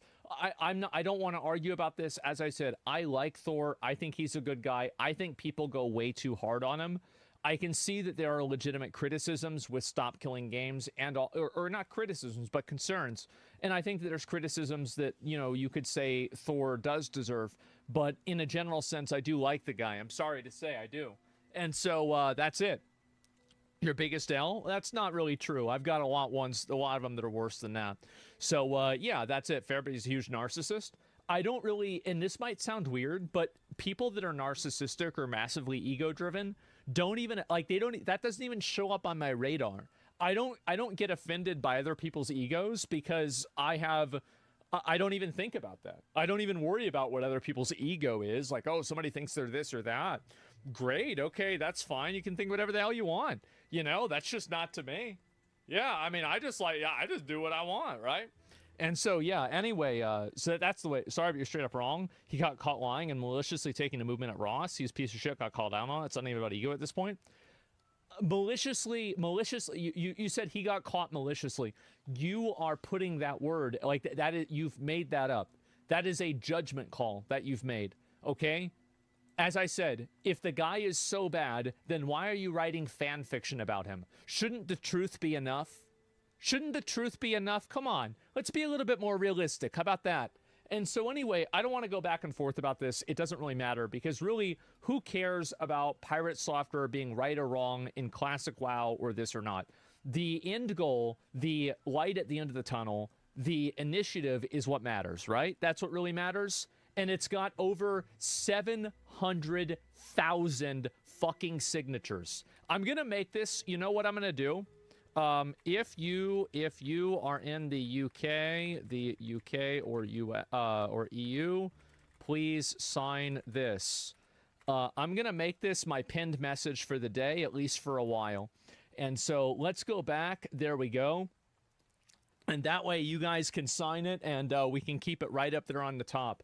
And I don't know how many more days we have of this, but unless I have a sponsor or something else that I want to make sure people know about, we can put that up at the top too. And, you know, we've already got, 30-something thousand people here hanging out. And so there's going to be a ton of people that show up in the stream and they see this. And UK can't sign it. I don't think UK can sign. No, that's not what PewDiePie said. But either way, UK has their own petition. Okay, I'm gonna type another one just so we don't have any complications, and we'll keep it simple. Okay? Yeah, if you're in the EU, sign this, and it's the petition. Okay? Yeah, like as the mainland EU. Well, either way, that's gonna be enough.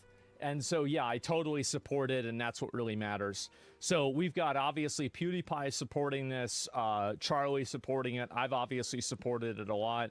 Ross is the one that started it. And also, like, huge shout-out to Ross himself, Accursed Farms. This is the guy who really has started all of this and pushed all of it in general. Massive, massive shout-out to him because he's been the one who was instrumental in making it happen. So yeah, there you go. Elon retweeted big W it too. Really? Let me see. No, I'm not seeing him talking about it. Hopefully he does. I could see him talking about this. I could. Oh, there we go. Yep. Fuck yes. Okay, so yeah, Mark Kern tweeted about it and Elon retweeted him. So there you go. Elon's a fake gamer? Yeah, but at least now he can promote playing real games. And so that's a good thing. And I'm happy. Yes, fucking based Elon, 100%. This is a great thing. That is amazing. We need more people like this.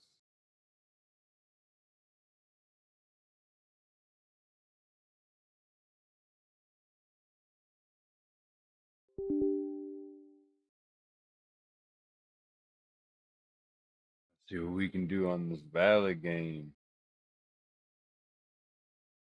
Stardew Valley type.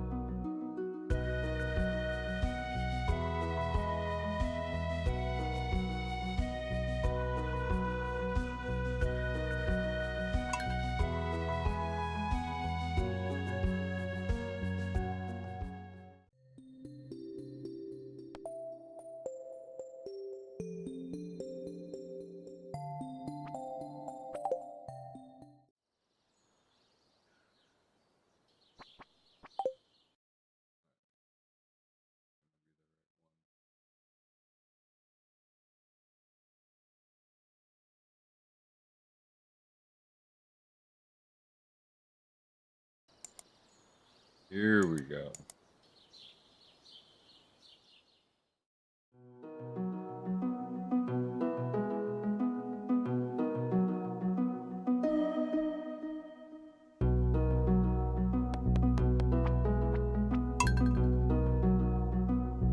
We're responsive too. Let's go.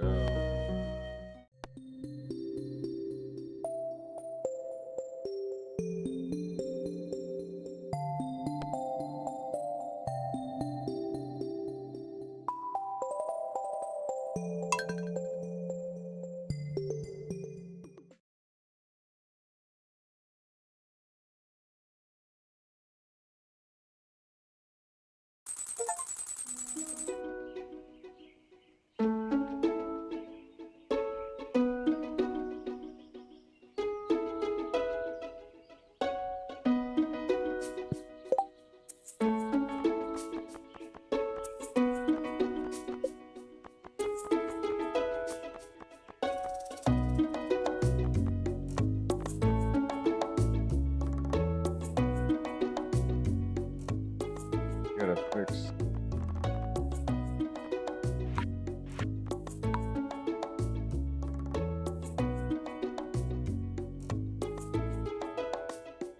There we go.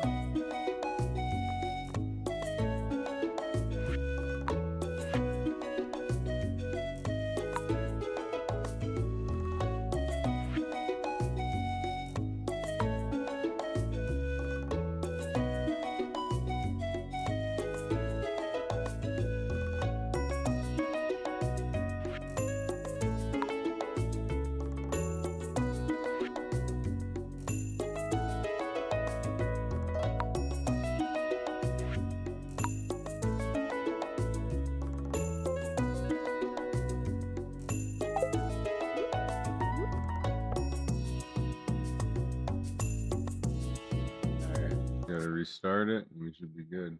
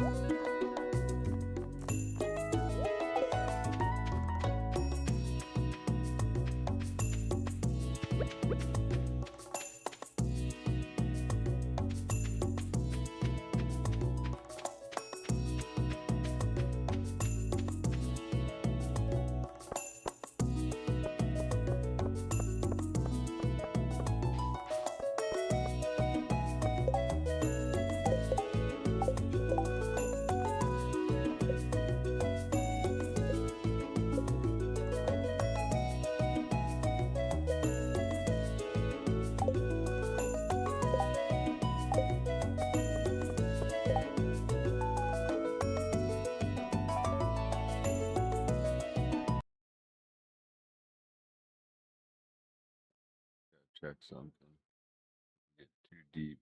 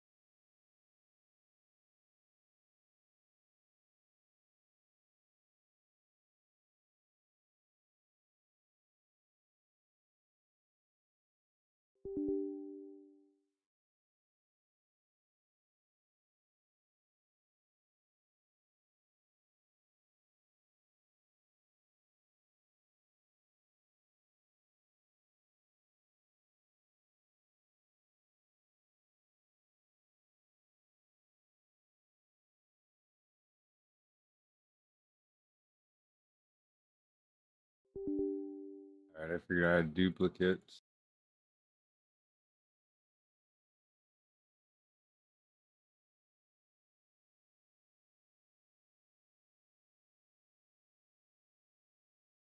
There we go.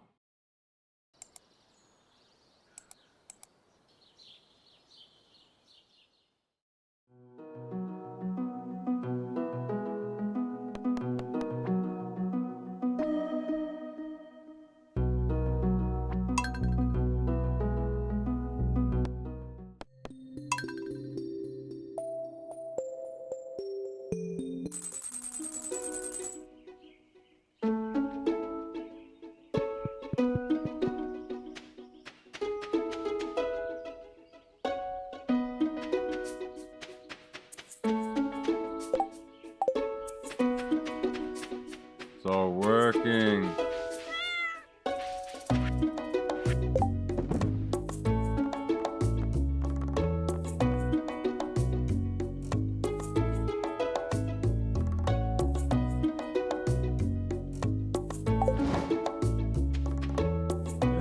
Yes, it's all working.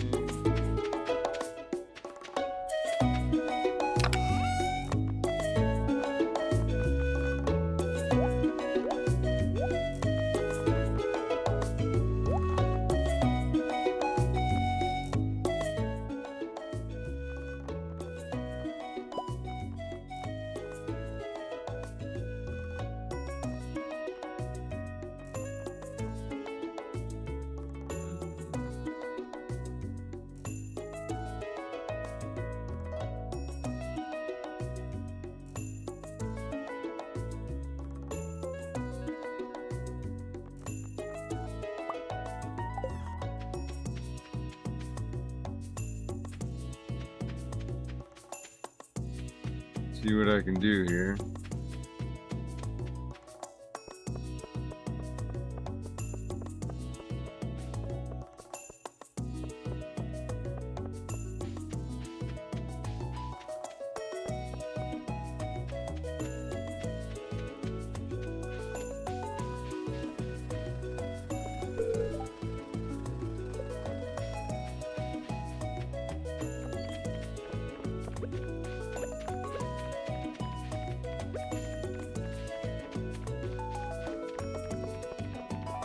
Fishing till then, I think.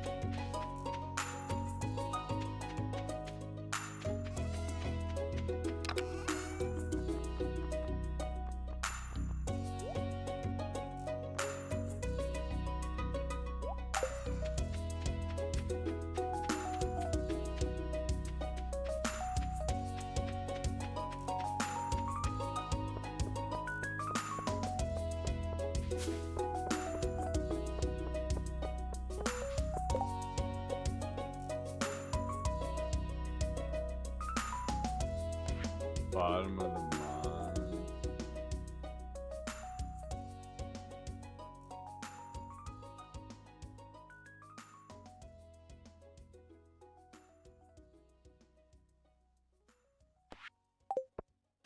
Animal coop. You're gonna do that without tools, right?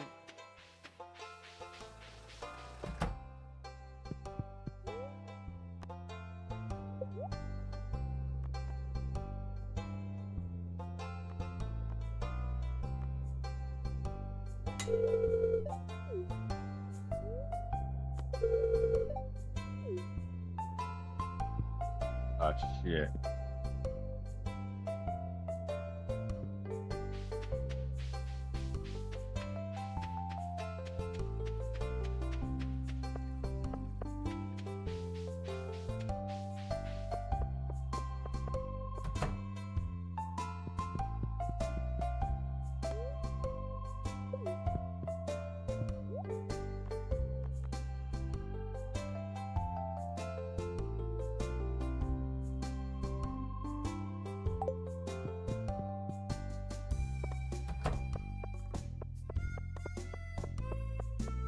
I realized you only did one.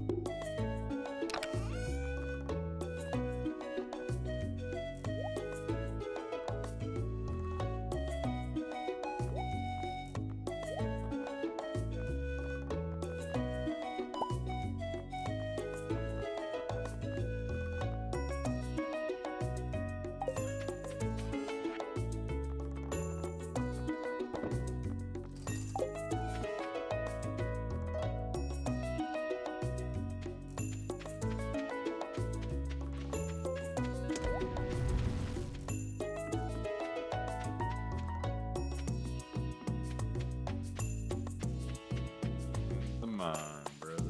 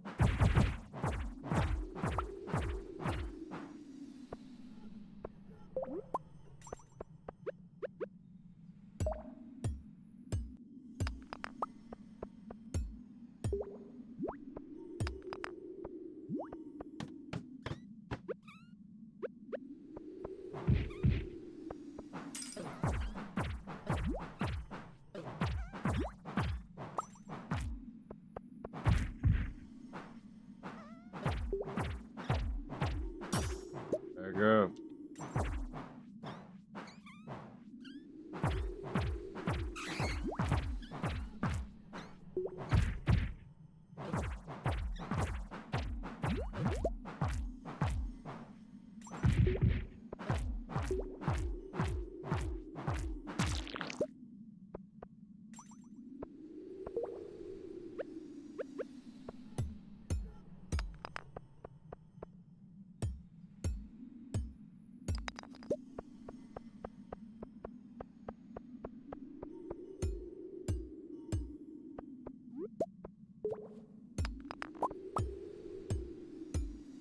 Oh, this is perfect.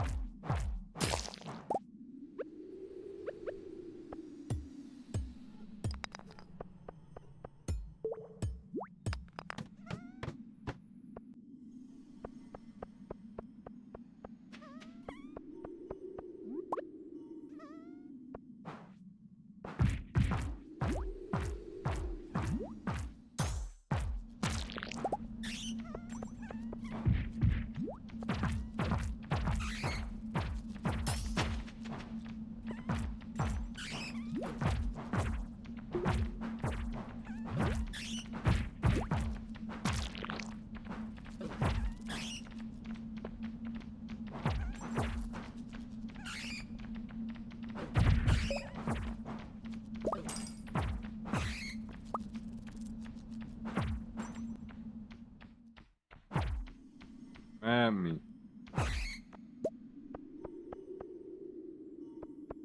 Yeah.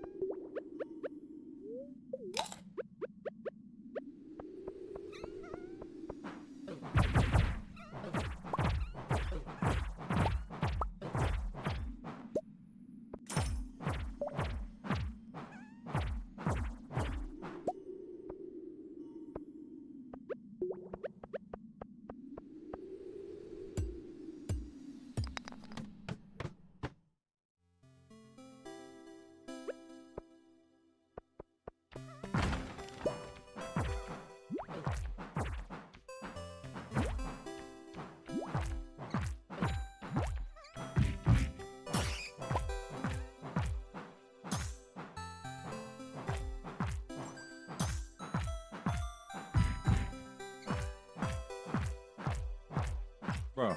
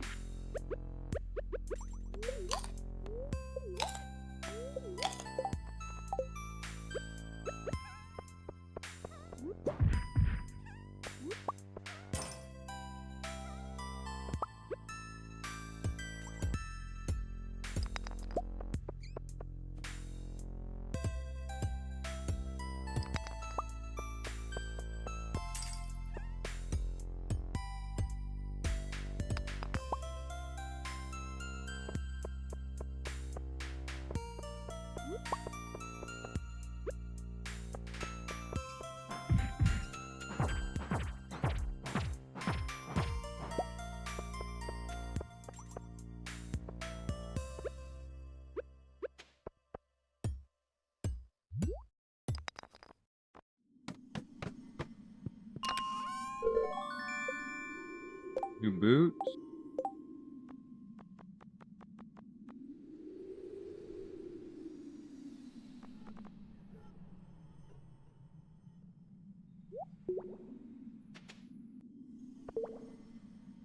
Better.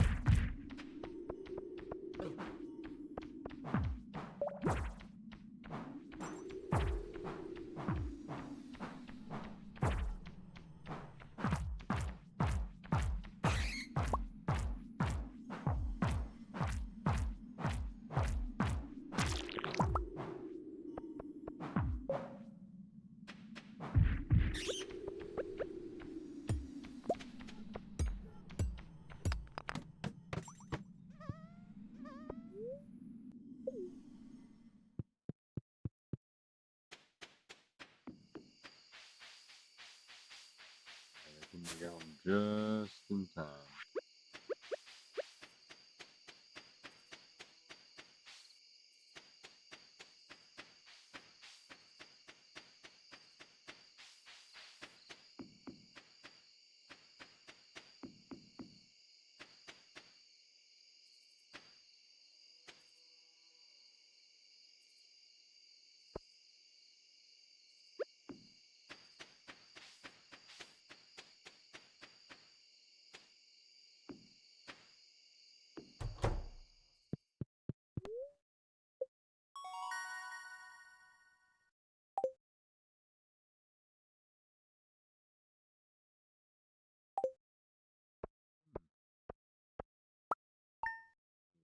These.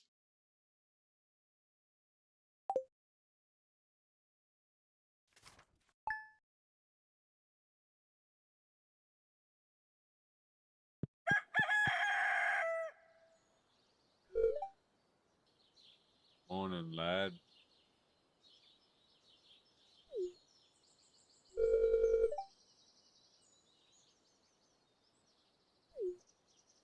Guess you haven't been fishing much.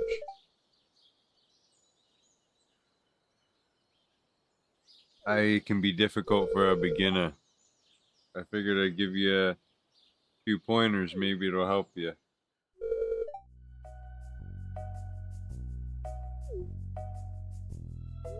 Hold the rod like this.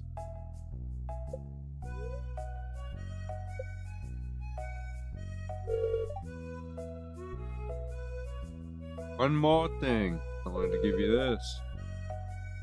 Training rod should make catching fish a lot easier. Just be aware you'll only be able to catch basic fish.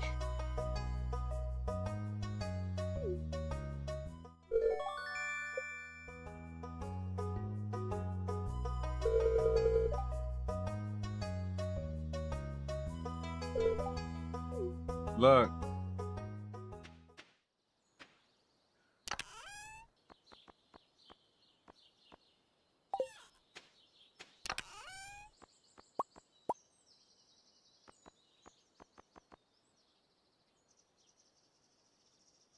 Wait, what? How did I get that? Holy shit.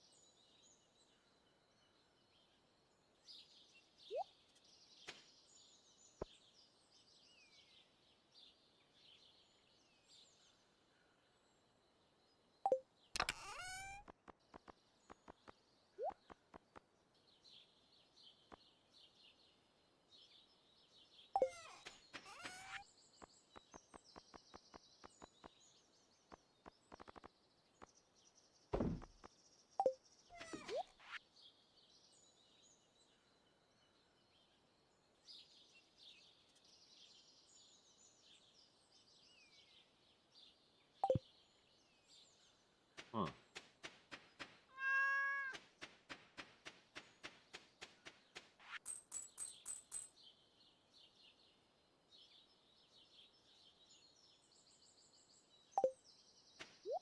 Mama gave me 500.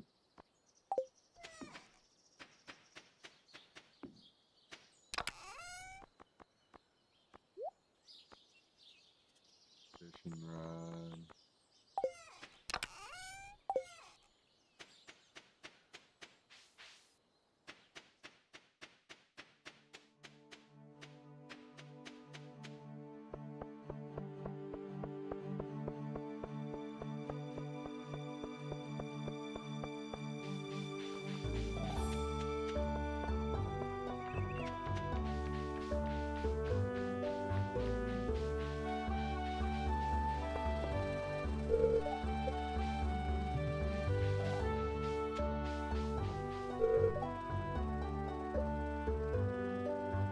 This is good. This guy opens up earlier.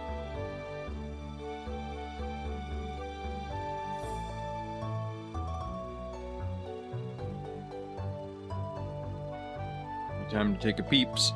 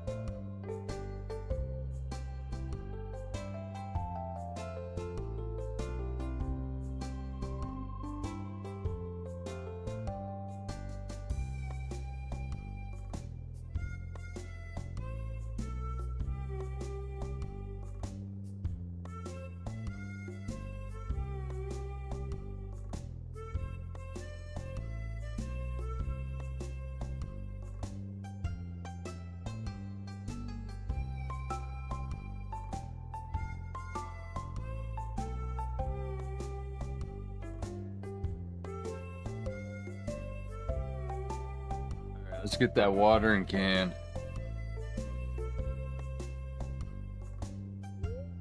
Waiting for this.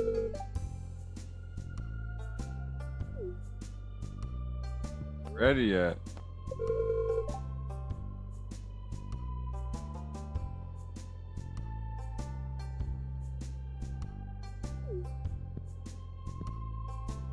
Huh.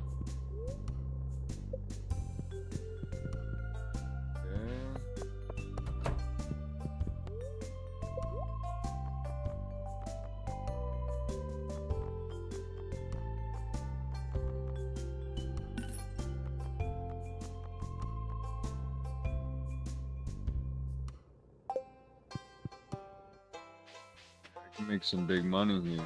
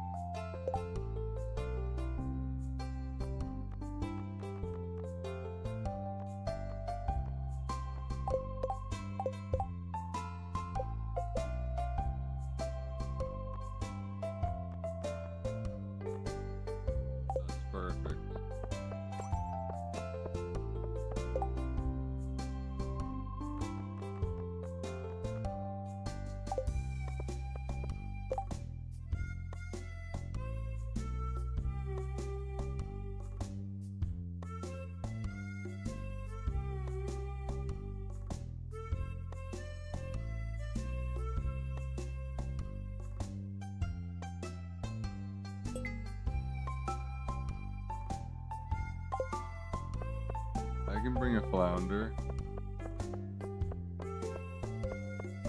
Fishing today, boys.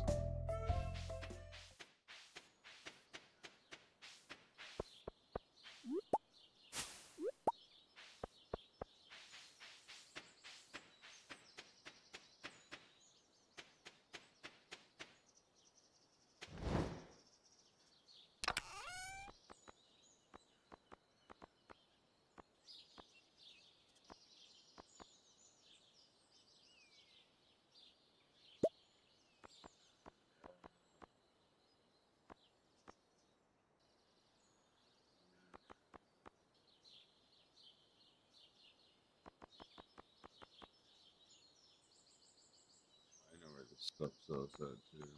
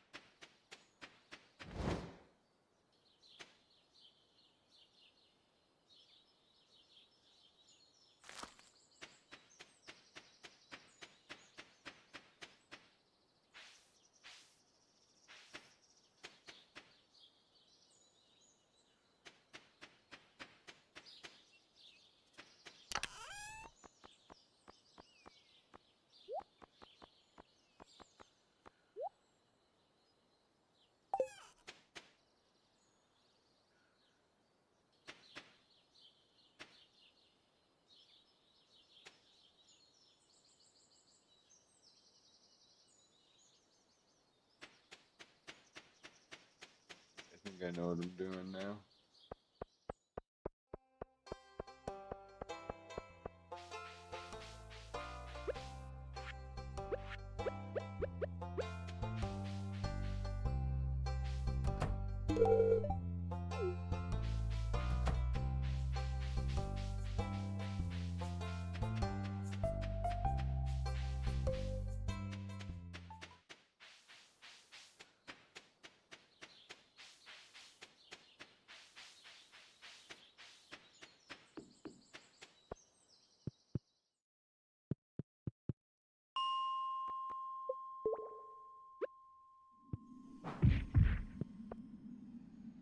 Got the big dick now.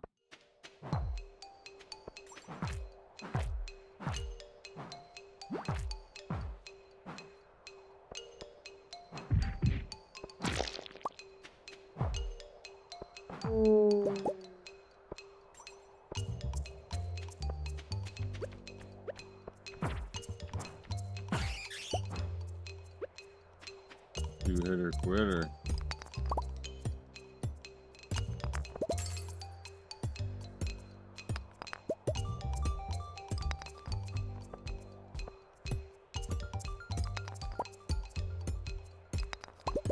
Copper?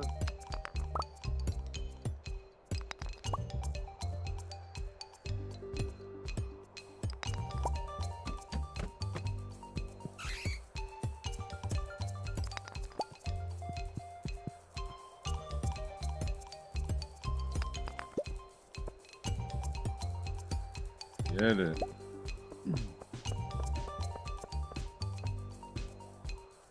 It's a backpack.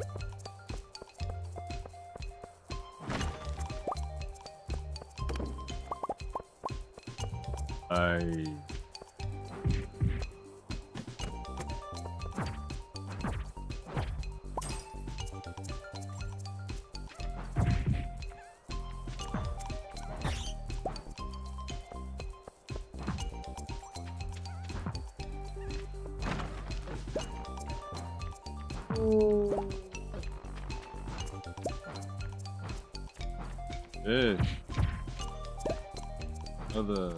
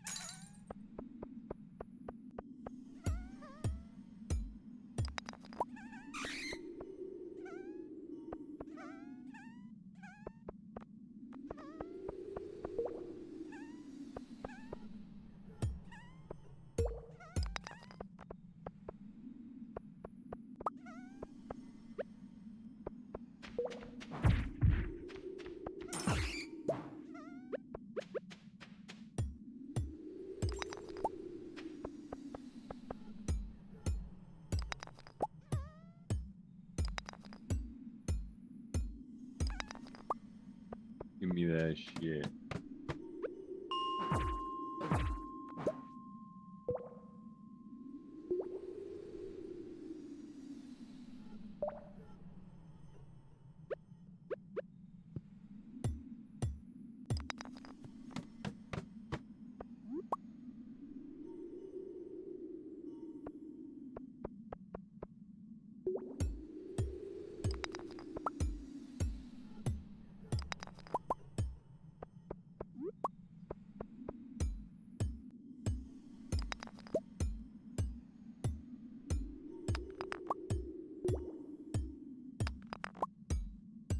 Refuse to leave any of this behind.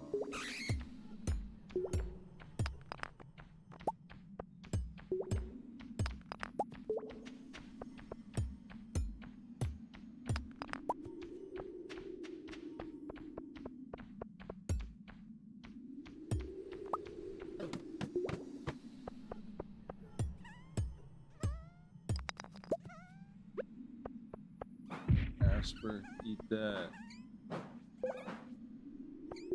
I'm haunted.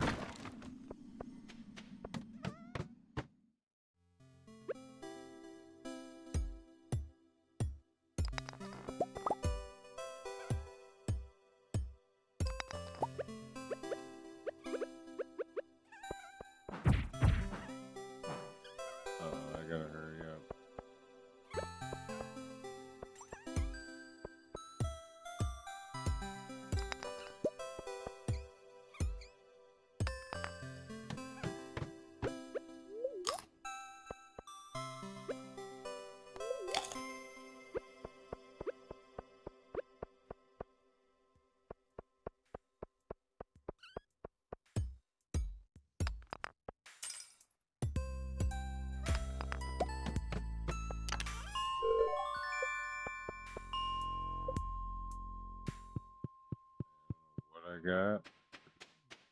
Look good as shit.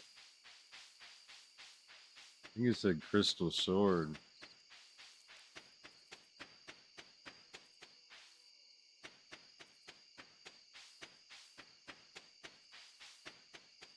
Didn't realize upgrading your tools locks you out of it. What am I gonna do for 2 days without my pick?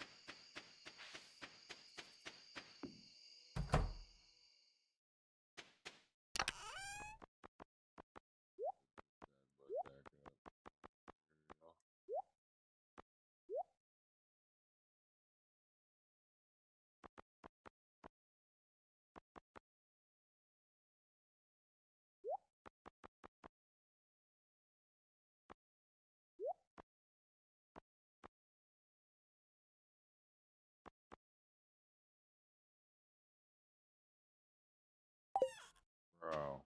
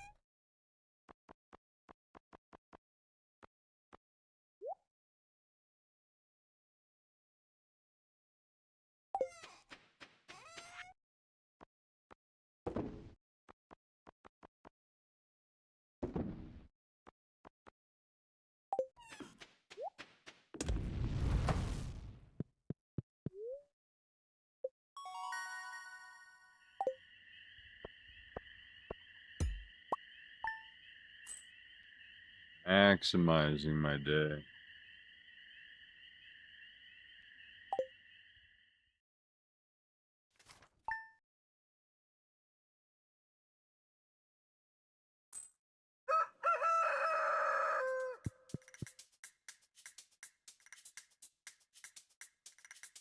Fuck.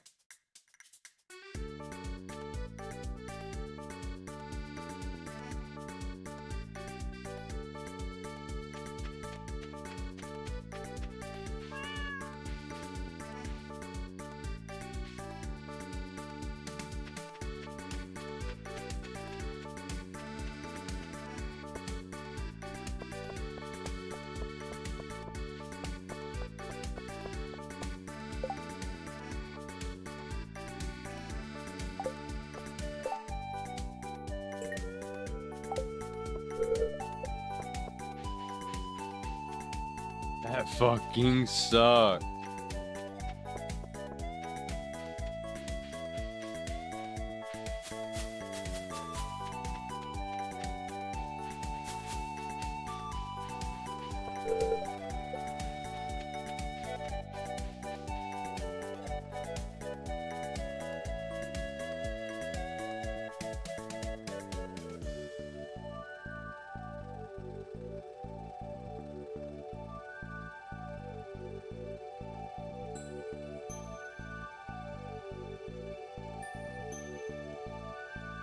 Fuck that all up.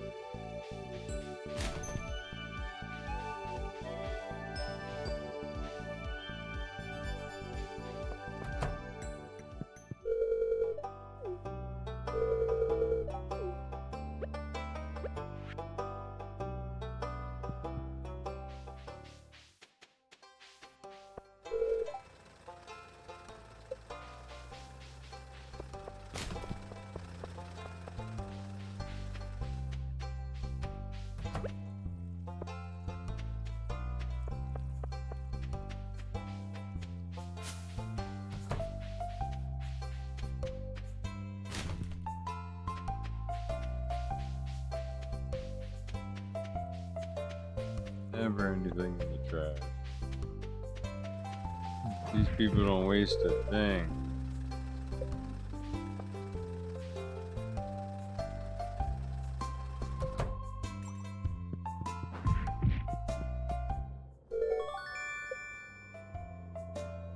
You know that everything's dead, thanks.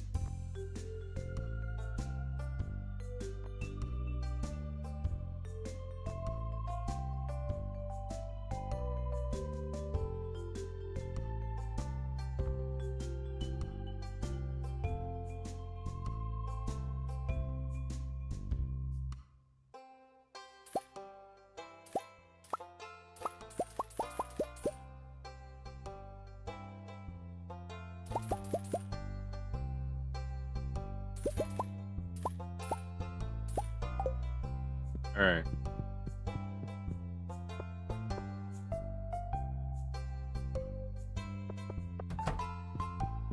I need one of everything.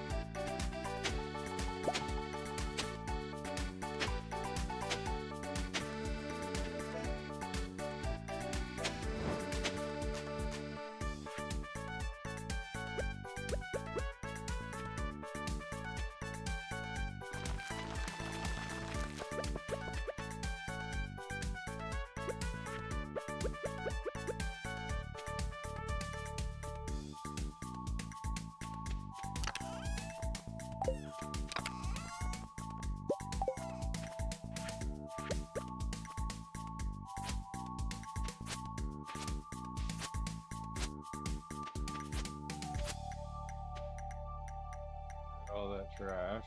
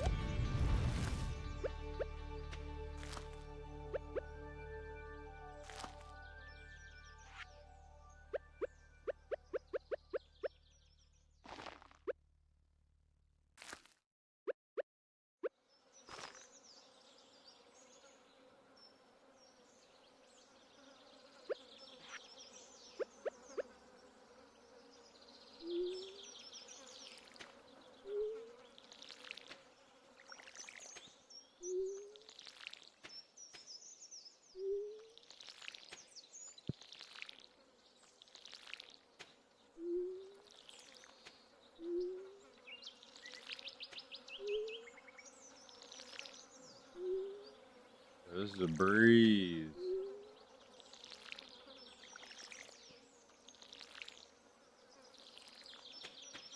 I honestly don't even need to upgrade my pick.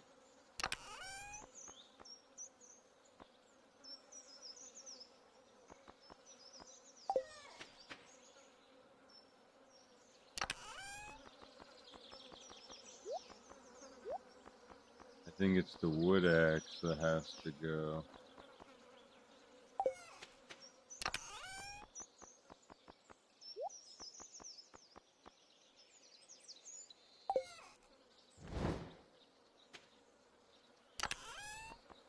I could plant even more stuff, honestly.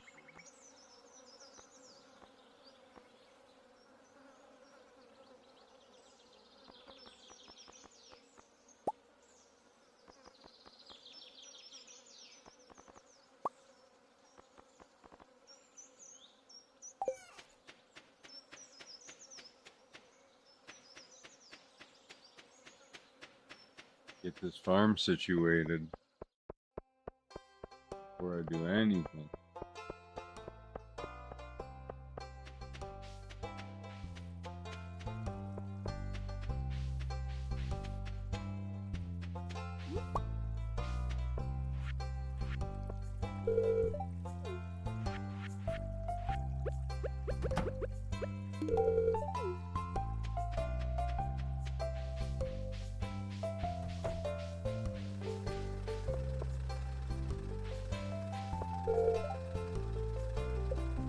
Damn, I just missed it.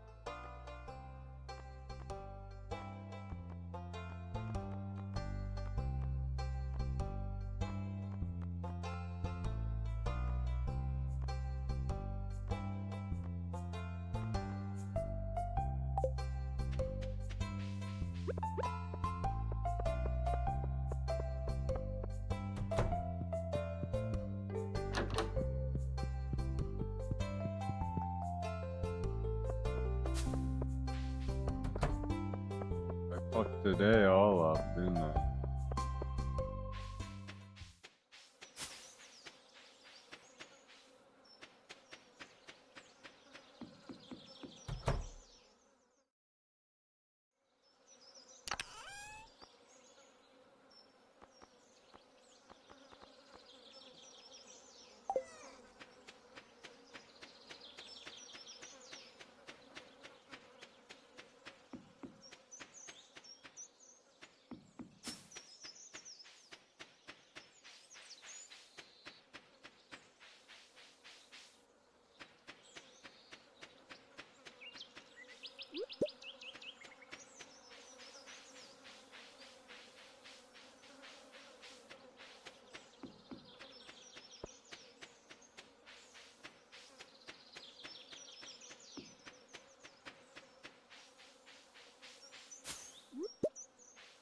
Jeez.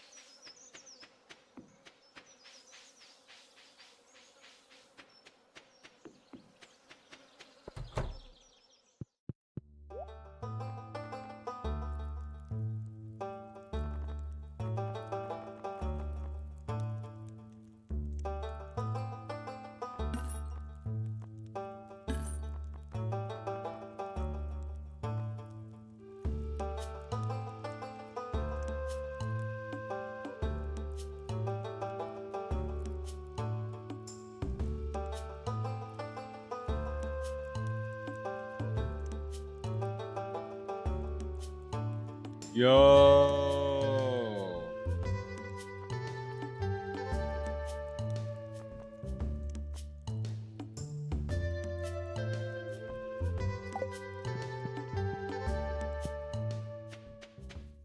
Alright, I gotta save my money now.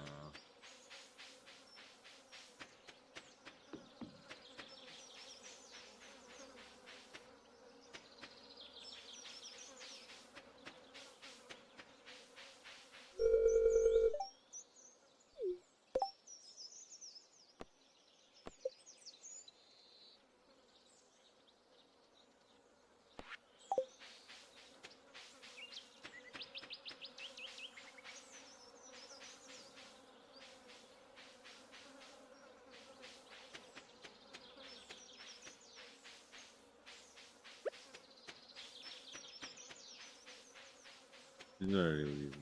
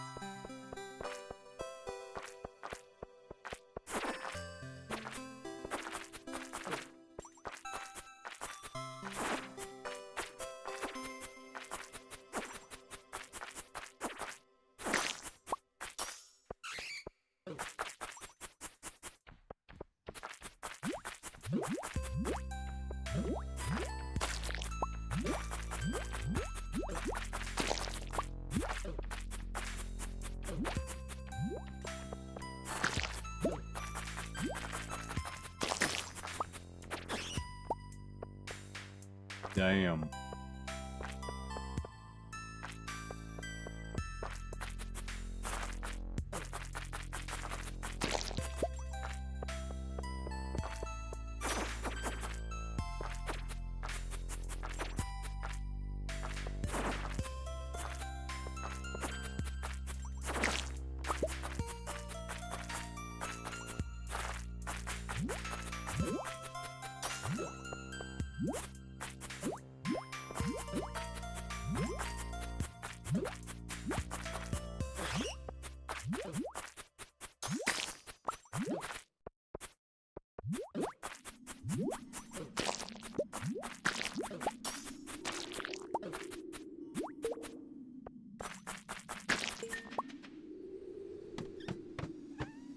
Bruh.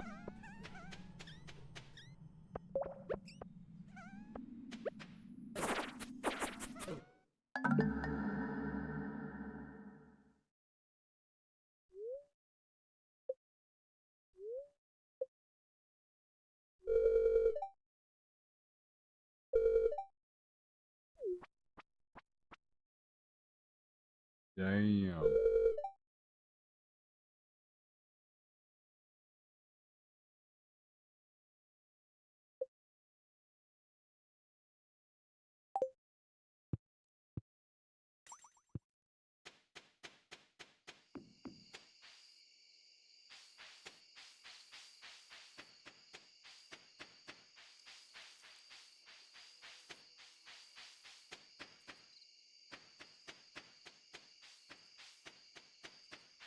It's a big penalty for dying.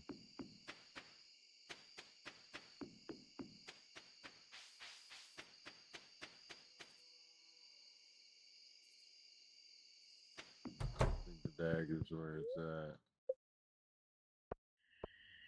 In fact, it's where it's not at.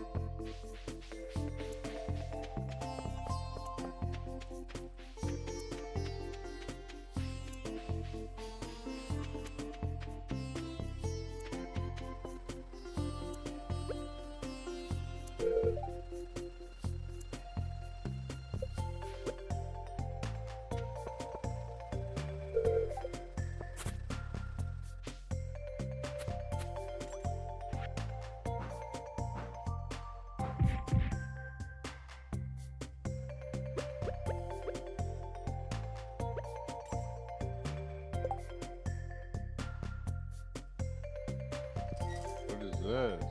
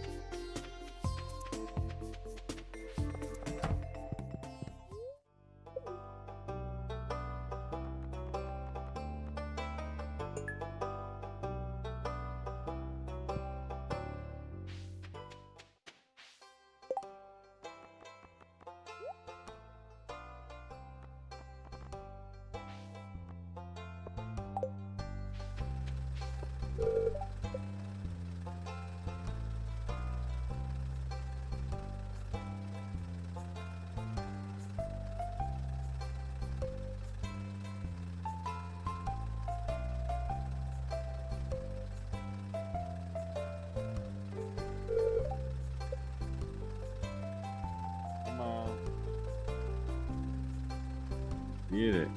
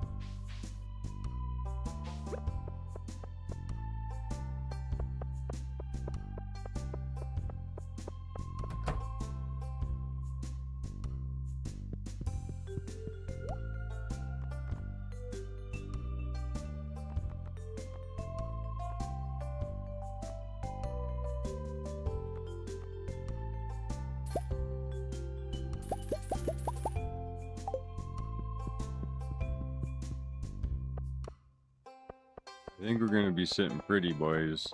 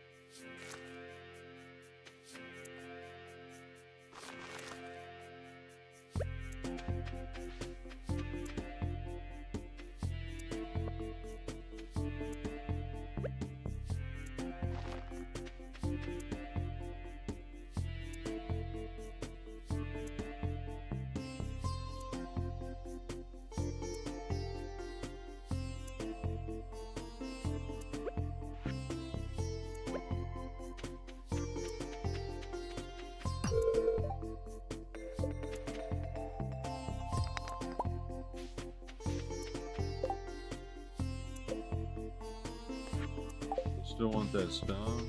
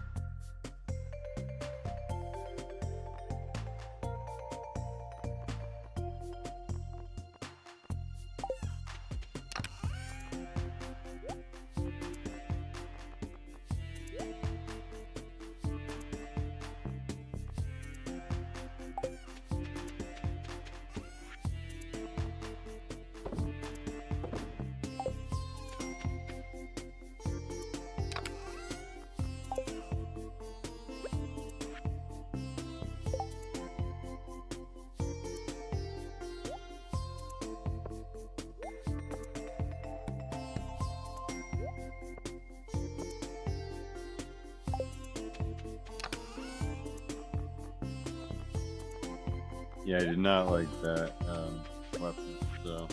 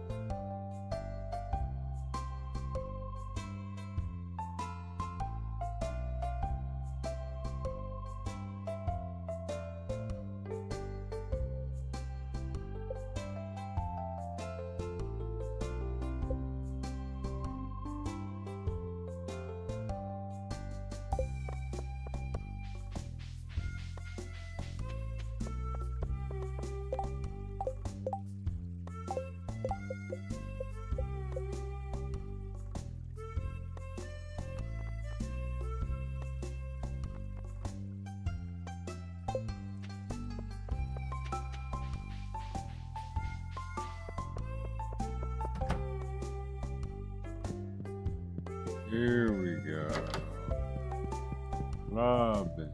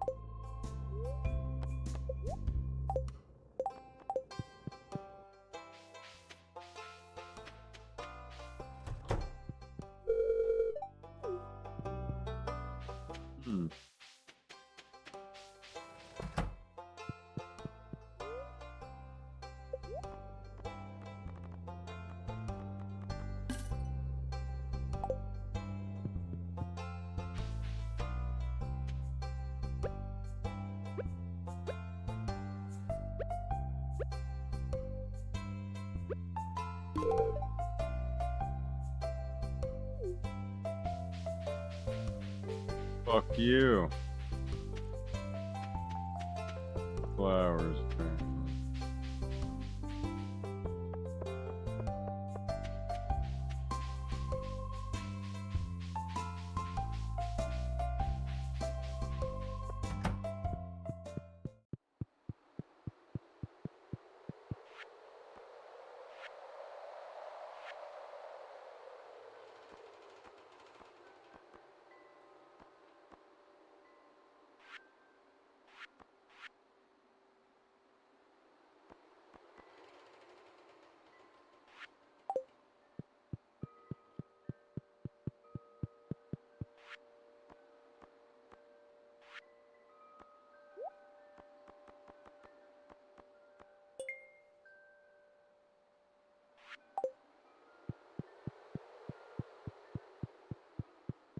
Alright, I can get that. I had that. Alright. Get both of the items away that I needed. Dang it.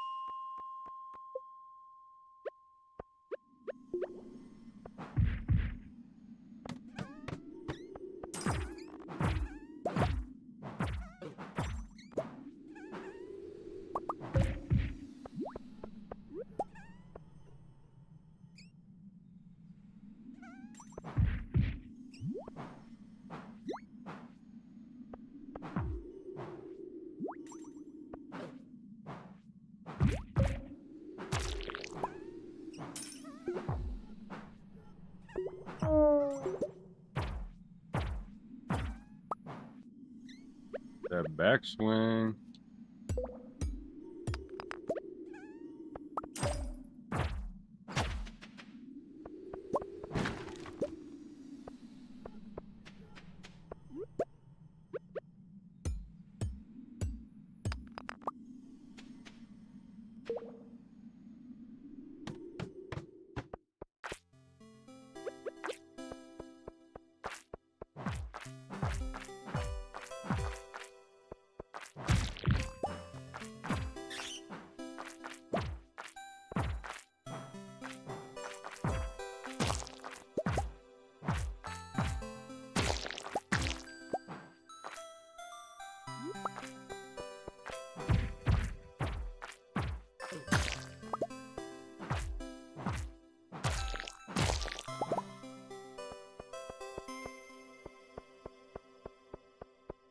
Way stronger.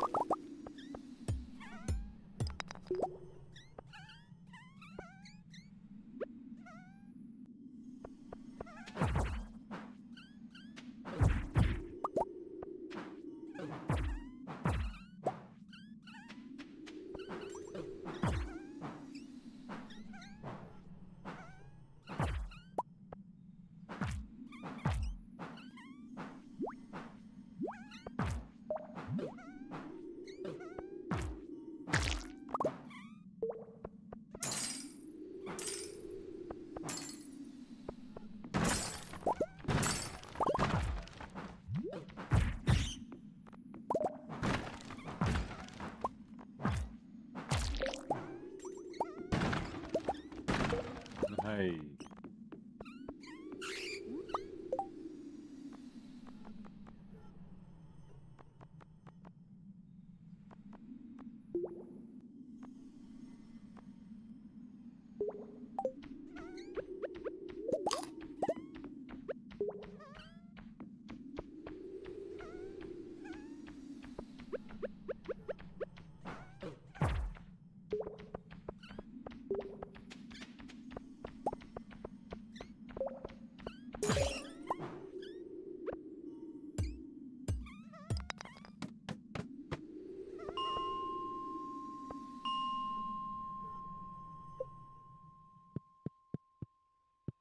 Damn.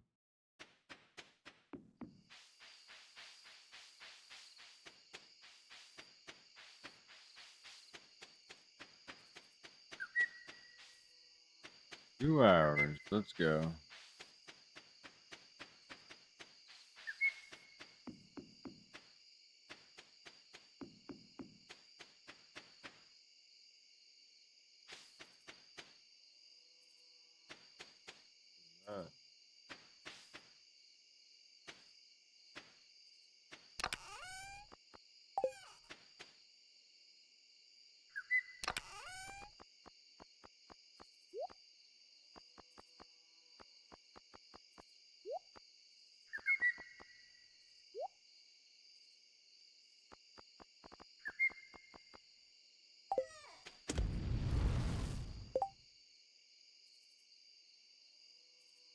Got the shoes too.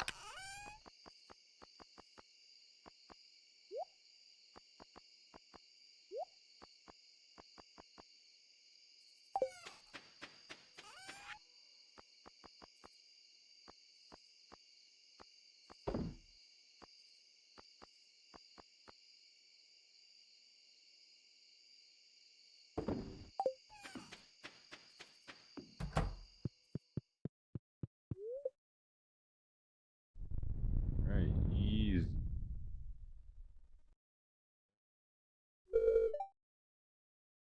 Earthquake.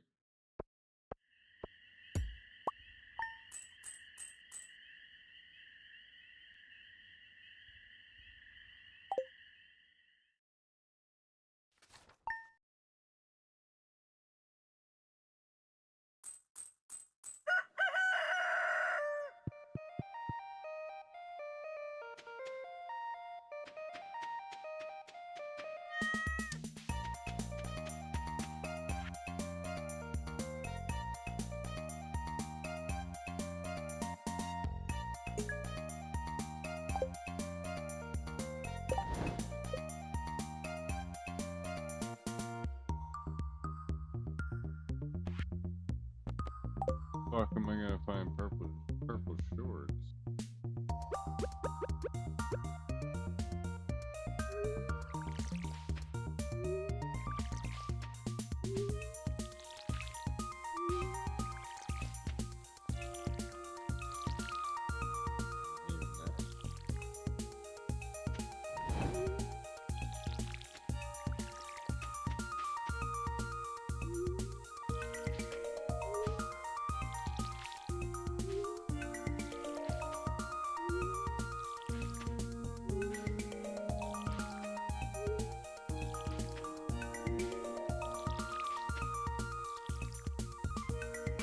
Amazing.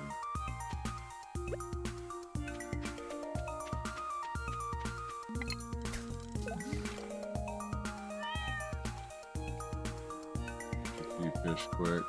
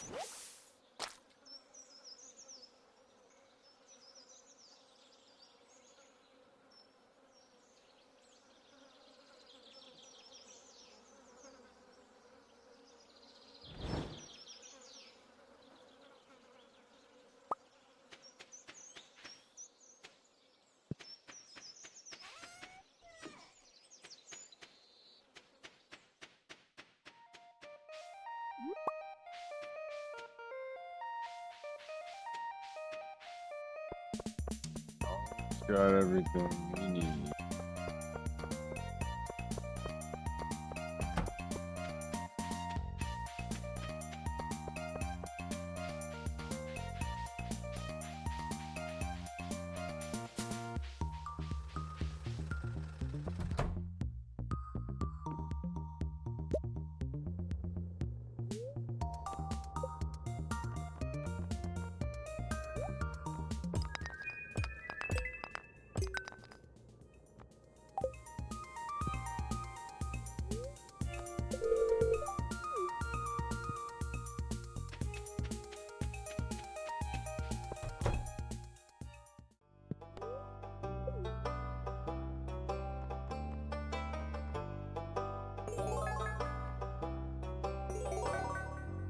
Damn.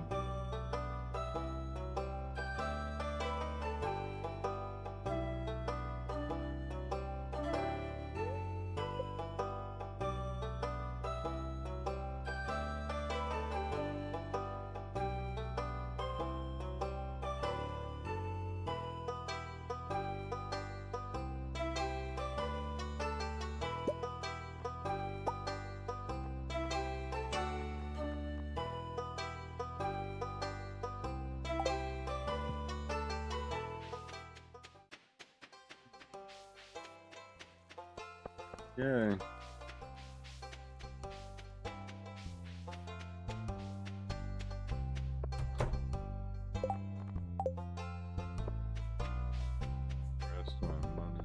Seeds. Fucking close. Place sucks. Need the seeds today.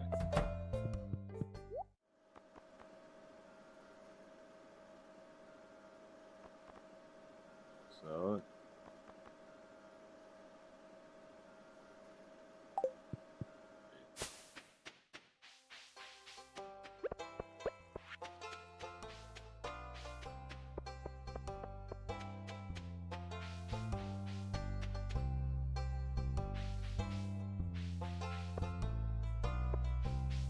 The other thing I needed.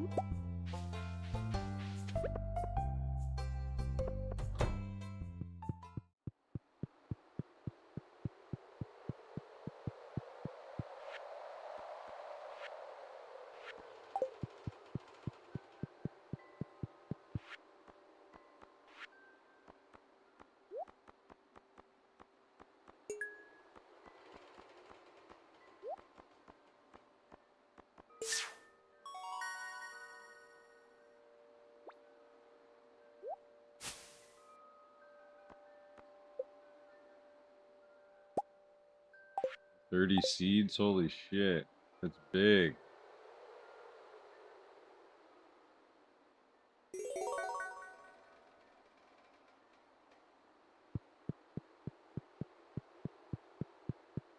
Get these planted.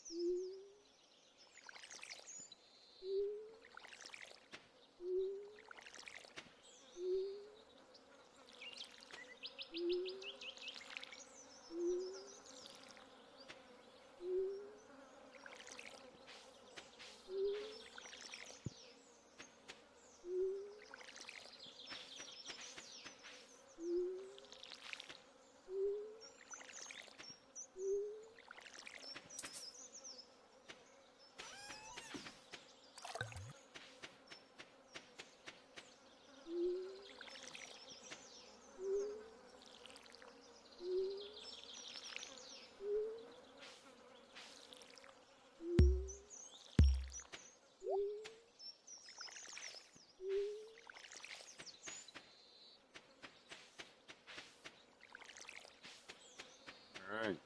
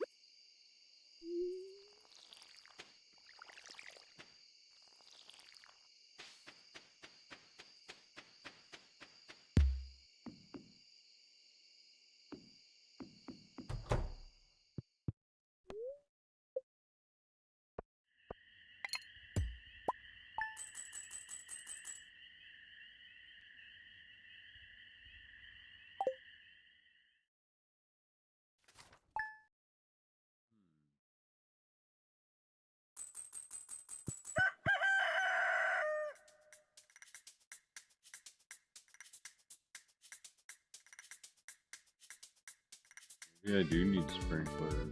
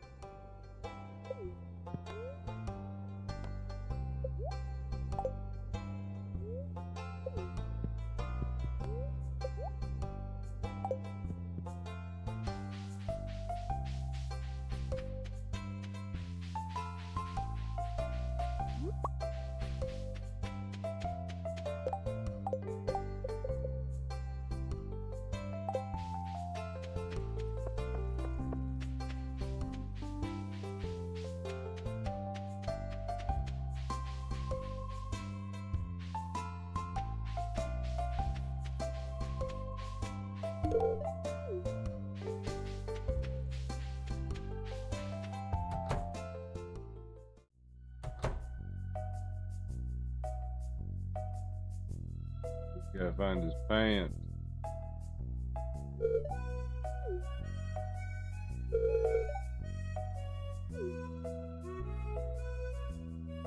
That's the shit.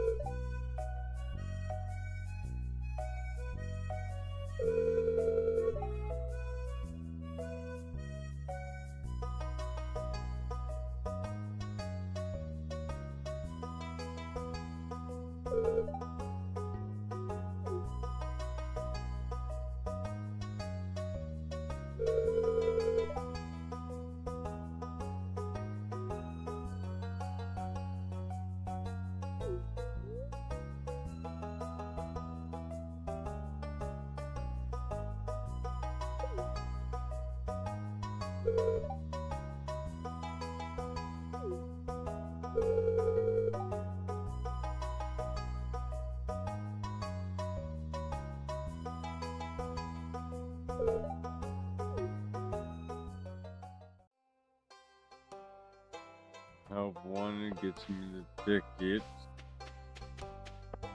Okay. Take this.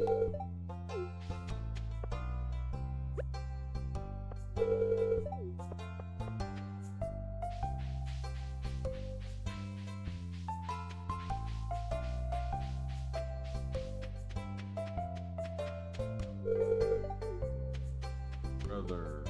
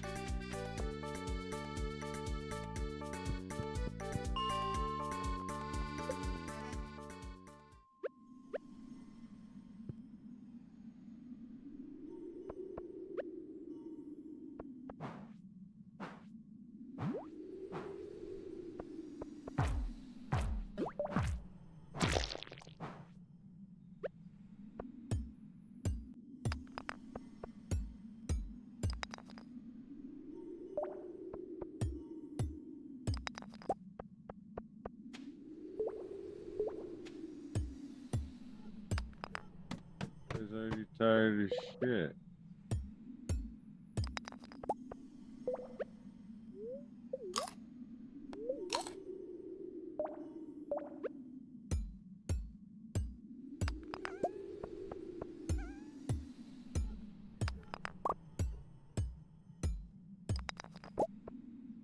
Bought the piston.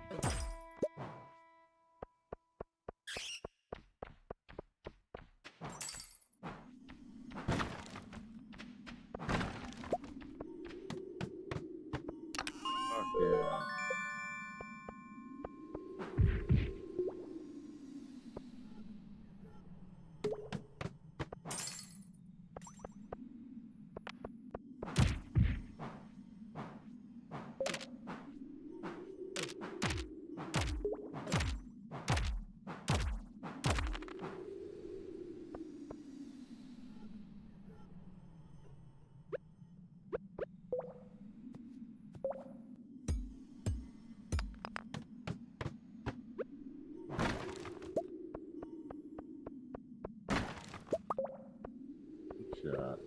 It is.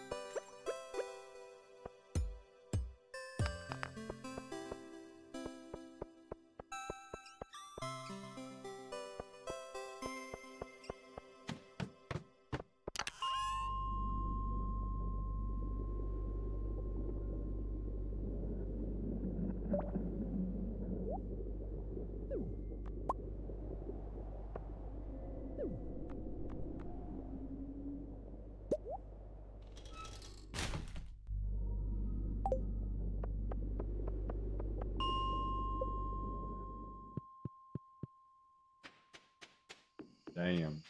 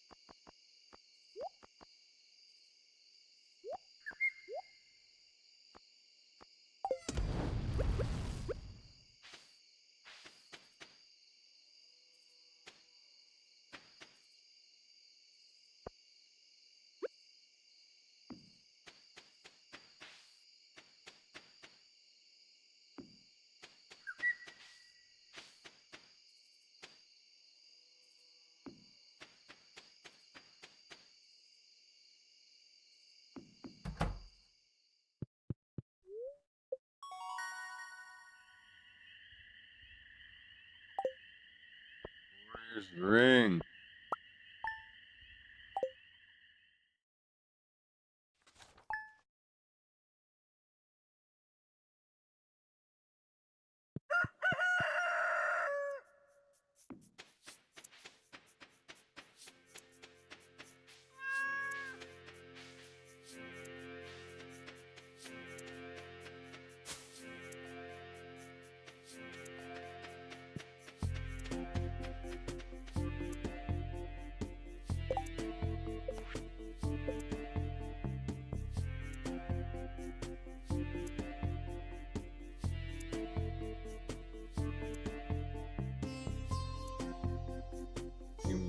Take a little bit of a 5-minute break here.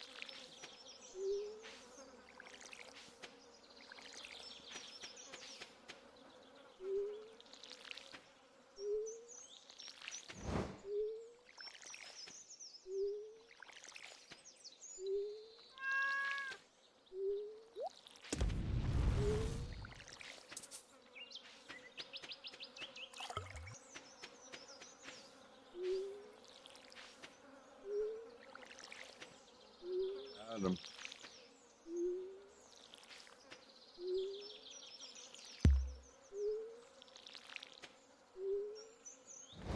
Big money's coming out of this.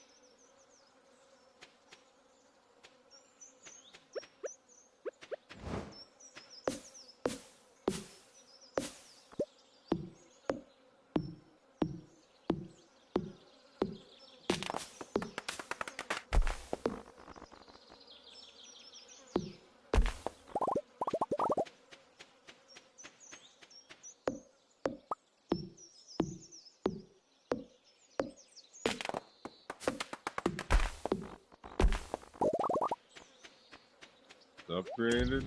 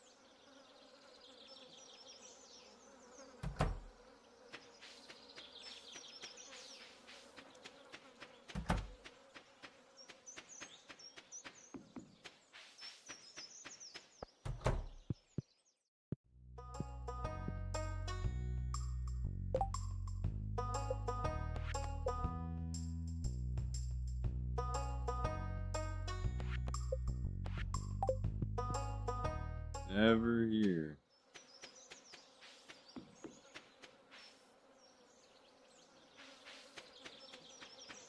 The hell is this?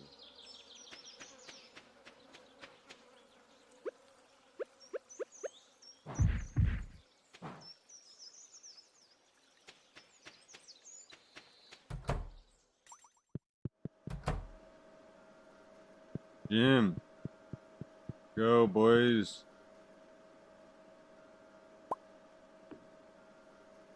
Hit it.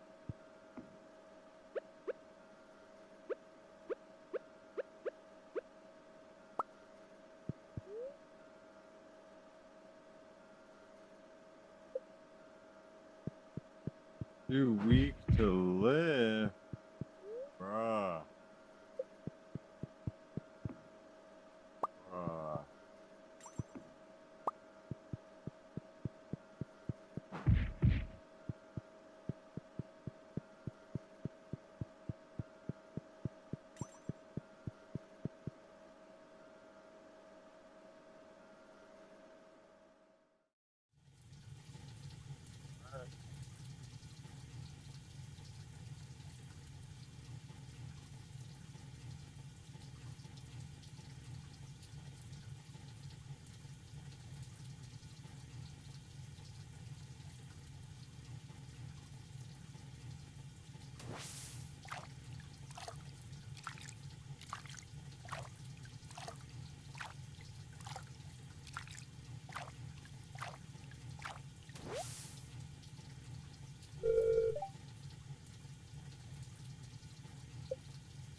Oh. Gee.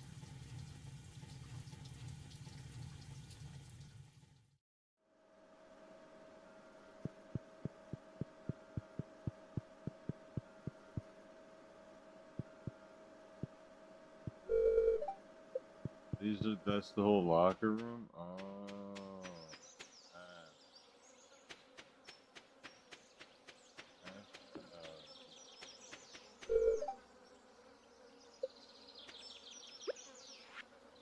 Bomb. No bombs on me.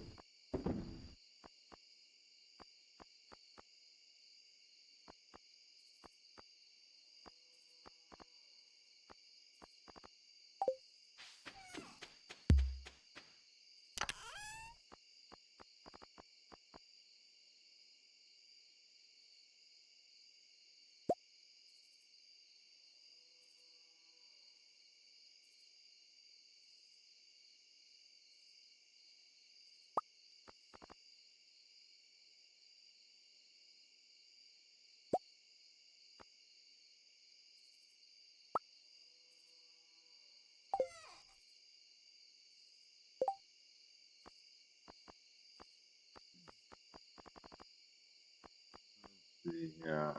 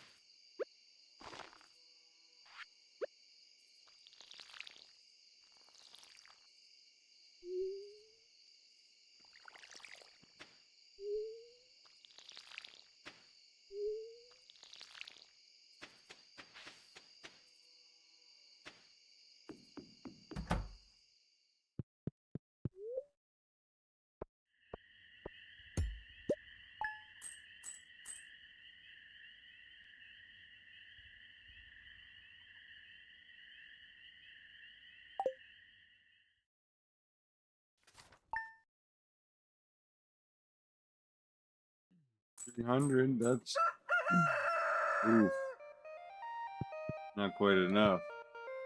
That is.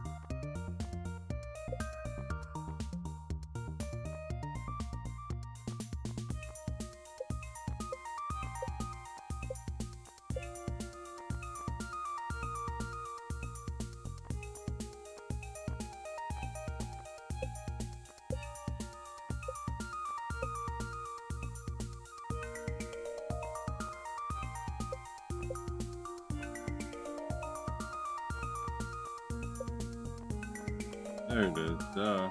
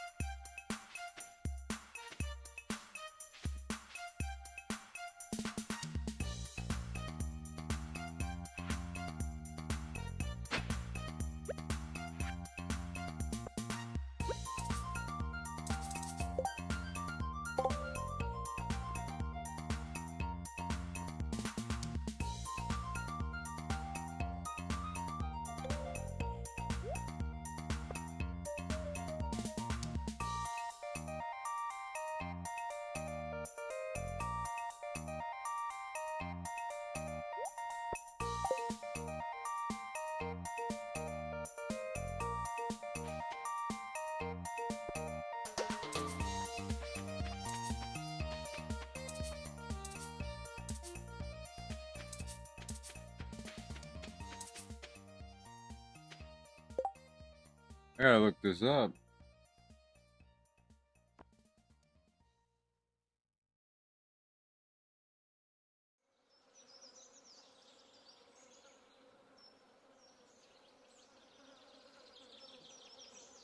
Stardew Valley had to set up sprinklers.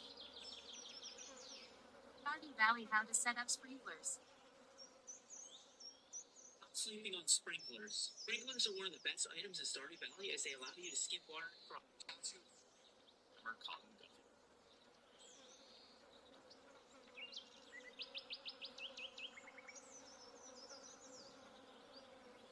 Here is the best way to set up a slide.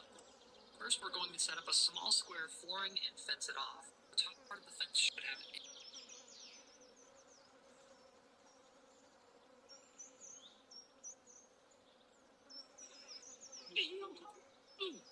Super blood is giving out 100. The placement pattern for basic sprinkler is pretty simple. Place a sprinkler and then walk up one time and over 2 times to the right. Another sprinkler. Repeating this pattern until you're happy with the width of your bar. Return to your first sprinkler on the far left. From the sprinkler, go up to one tile to the left. Place a sprinkler here. Resume the original pattern. We can repeat the whole cycle as many times as we want, continuously adding more layers to our bar. On ensuring all spaces are body sprinklers occupy all 6 to a bar, and what are the 4 adjacent tiles on the diagonal? How to set up terrain for sprinkler Stardew Valley. To set up terrain for sprinkler Stardew Valley.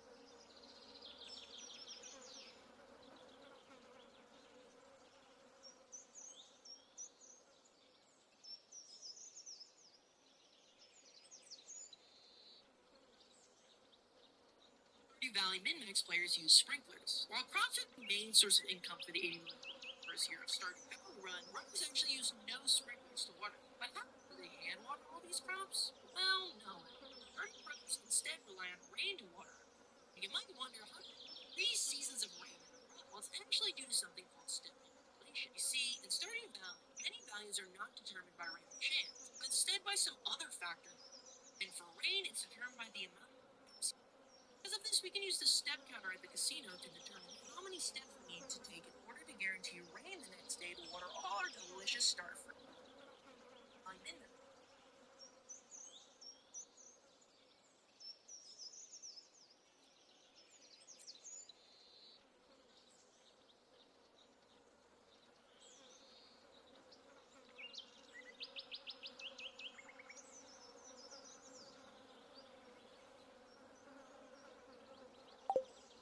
Alright, I think...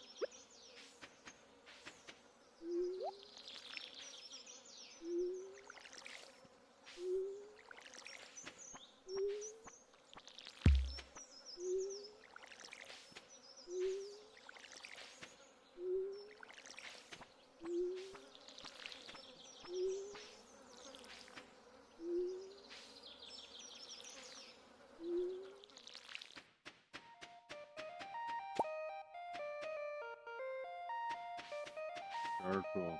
Duh.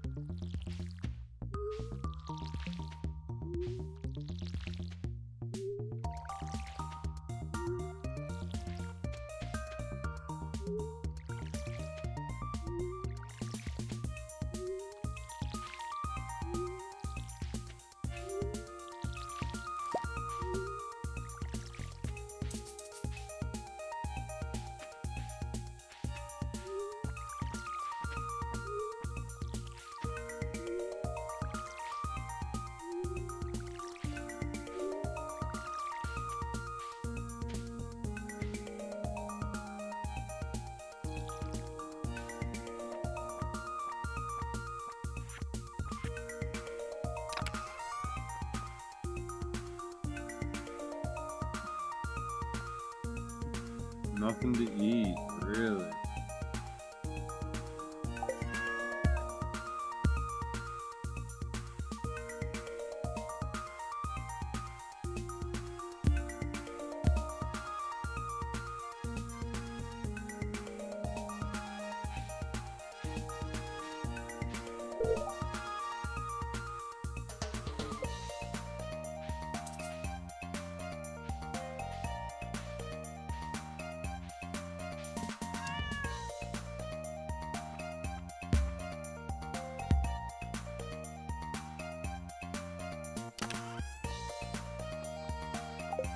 Where's our coffee at?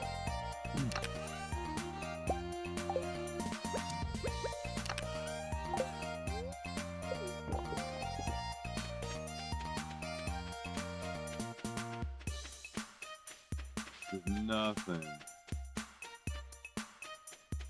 I can run.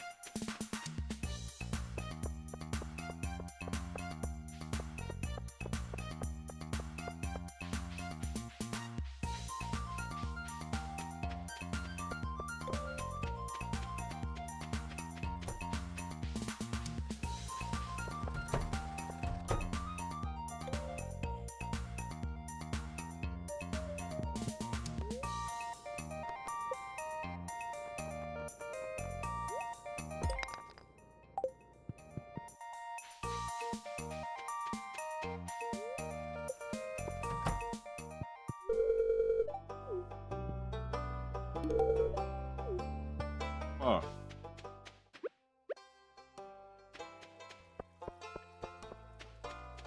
Nothing to do that.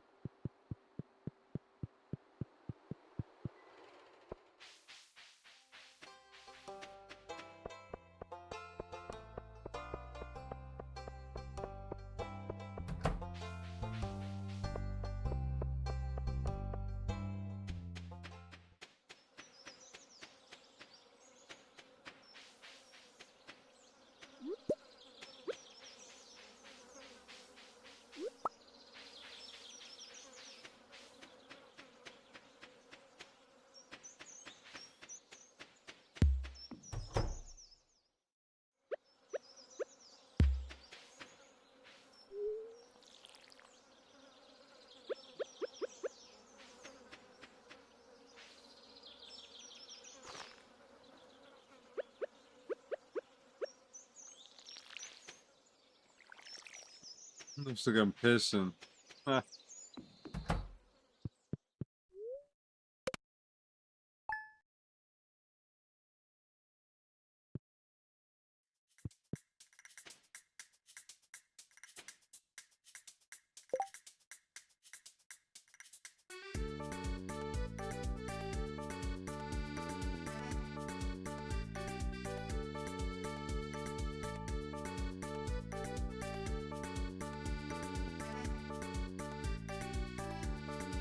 What's going on?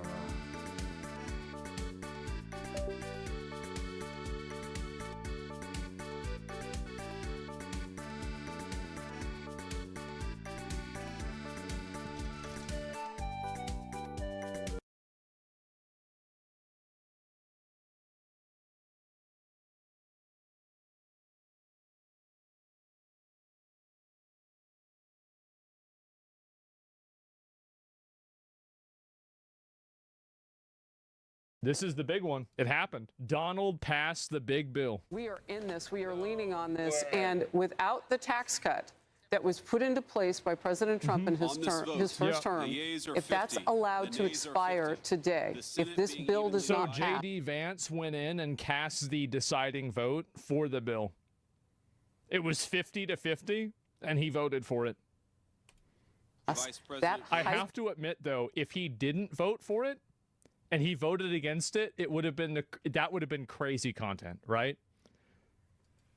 Would have been crazy. Taxes for 68% of working Americans. Right, and the biggest tax hikes would be for the lower household income. So, and also the pro-growth aspect of this, right? We want to grow this nation. We want to grow the economy, and taxes are a central part of that, particularly for corporations.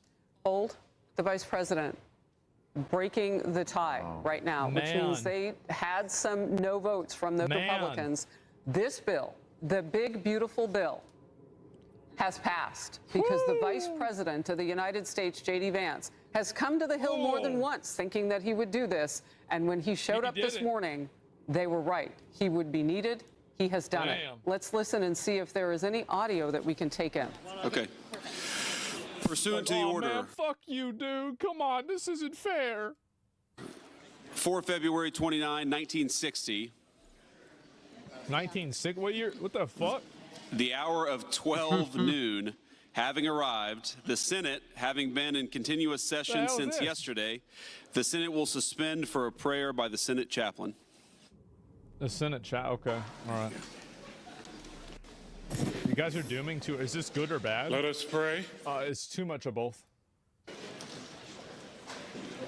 I'm glad that they're not restricting AI. Like, one of the biggest W's of the bill that I think is probably one of the biggest L's that a lot of other people think is the no restrictions on AI for 10 years.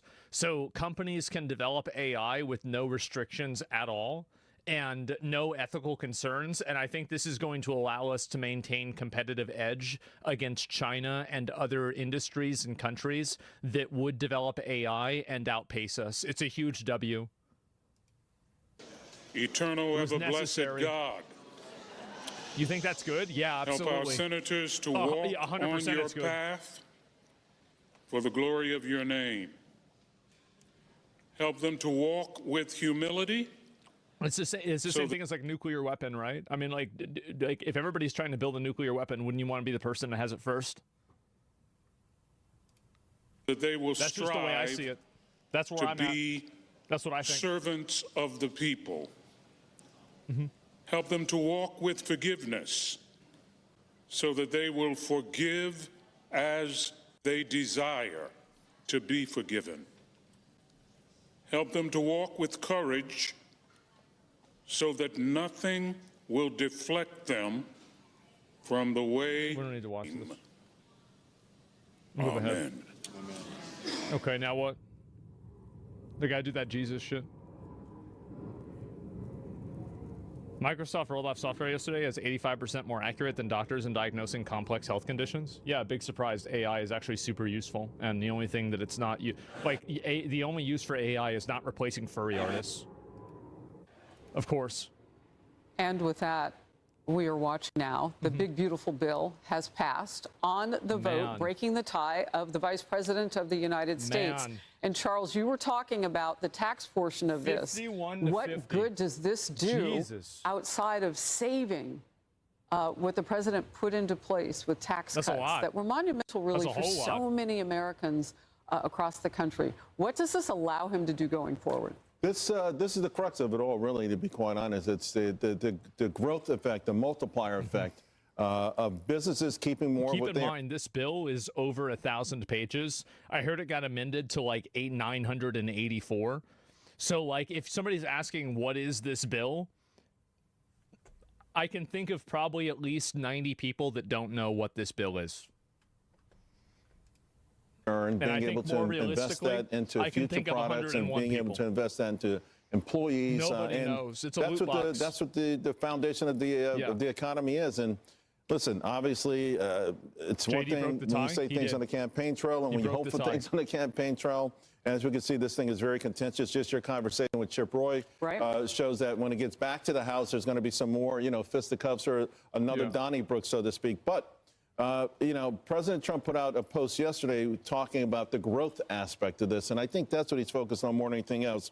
Make the pie bigger, make the economic pie huge so that everyone can get a chance at an opportunity, because it's one thing to save taxes as a lower income home. It's another thing to have have more prosperity, to grow your job, to grow your business, to have a business, to start a business. And I think that's what the president is aiming for. Look, what you were talking about, and I want to get into it, Kennedy. You shouldn't be able to cram so much shit into a bill. No, I agree with you. I think it's a huge problem. I do. I think it's a massive, massive game mechanic mistake. That's exactly what I was thinking. That's the only thing I don't like. They're cramming too much into one thing. The lead up, the last few seconds of that final vote, and he said that the cuts that were put in place to make this deal, there are Republicans who, and I would assume he includes himself, are not happy about, and he's hoping that some of that, as Charles has just told us, can be, kind of put back in, I guess, by the House. But the cut down on Green New Deal, and they cut some of that out to make a deal today. The giveaways, this is Chip Roy, representative from Texas, talking.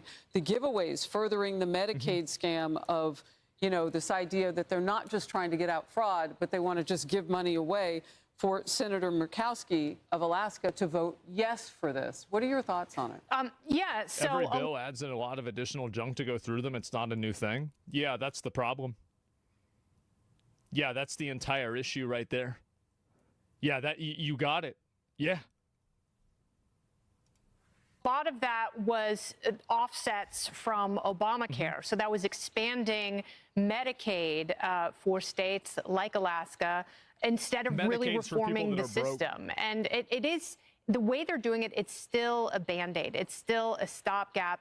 And I think they really have to focus more of their attention on these meaningful reforms going forward, because that shouldn't be the thing that kills this bill. That shouldn't be the thing that kills tax cuts. If you don't want one thing to be the thing that kills the bill, then maybe you should look at having a bill that has like 50 different provisions for 100 different things in it. Like maybe just at a very core level, this is a flawed concept. And I think this shouldn't even be allowed. This is the crux of the, I think, breakdown, because like Elon Musk is mad at Donald Trump again, and this is like it's on again. The reason why is that I think Elon Musk is looking at this from I think that they're both right, basically, and let me explain why. I think Trump's right to go after this and try to achieve this goal by using a pragmatic means, but I also think Elon is right that the fact that this is even happening in the first place is a problem fundamentally, right? So it's like you have the pragmatic versus idealistic perspective.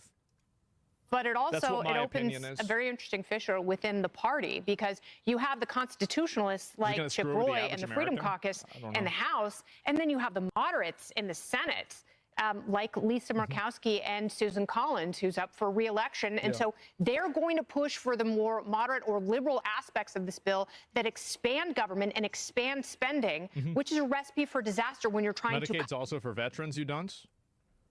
Oh, you're going to call me stupid because I just didn't know that? I'm just going to ban you. I thought it was just for people that were broke. I mean, if I don't know why, you come into my stream and you insult me or rude to me or something like that. I don't know why you would think that I wouldn't ban you for that.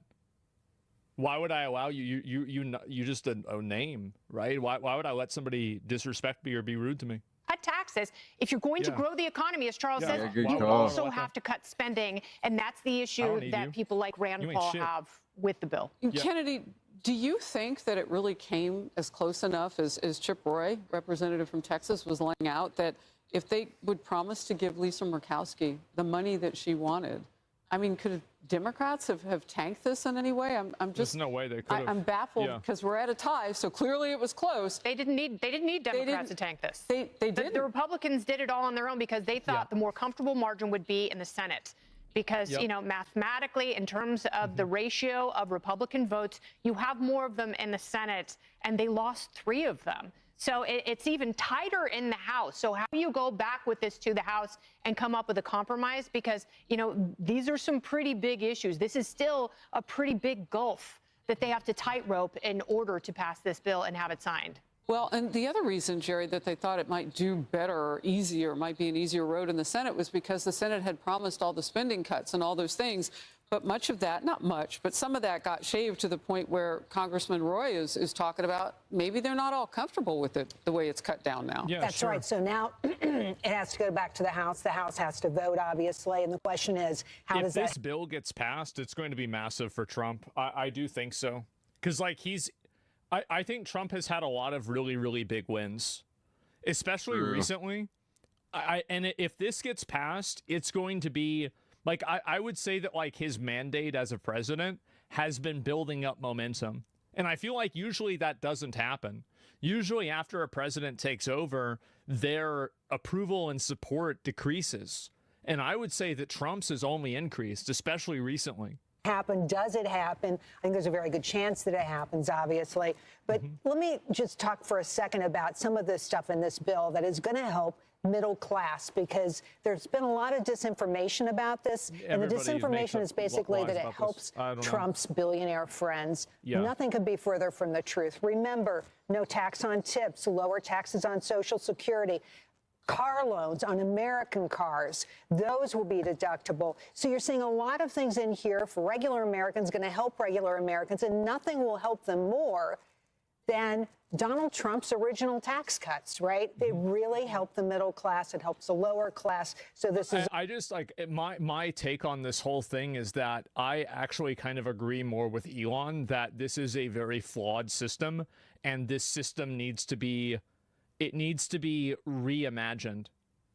It doesn't make sense, and it's not logical that we have so many completely unrelated things that are included in the same policy decision.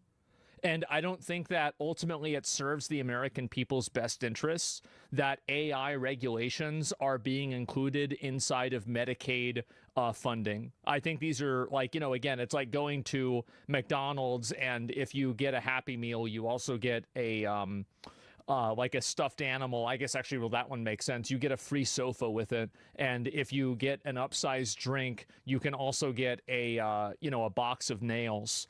Like, it's just very unrelated. And so do you want this bill to pass? I don't really care whether it passes or not. That's really what my opinion is. I think there's just been so much conflicting information about it that I don't want to give, like, I never read this bill. I'm one of the people that didn't read it. Why would I read it? Like, I mean, if the people that are voting on it aren't reading it, why the fuck would I? And so I don't know whether it's a good idea or not. I mean, there's certain things that I've read in it that I think are good. Other things, not so much. It's really just that simple. You should? Why? I can't control the outcome for this at all. And so that's it. Yeah, I like it and I hate parts. Yeah, exactly. And I think that we can all pretty much agree that regardless of where you stand, something in this bill you will probably assume is problematic and bad. And I think that, again, the fundamental system of voting on these things as these massive blocks is just a bad system fundamentally. I can understand why Trump approaches it that way, because it's easier to do certain things and, you know, like, it's more politically effective or efficient.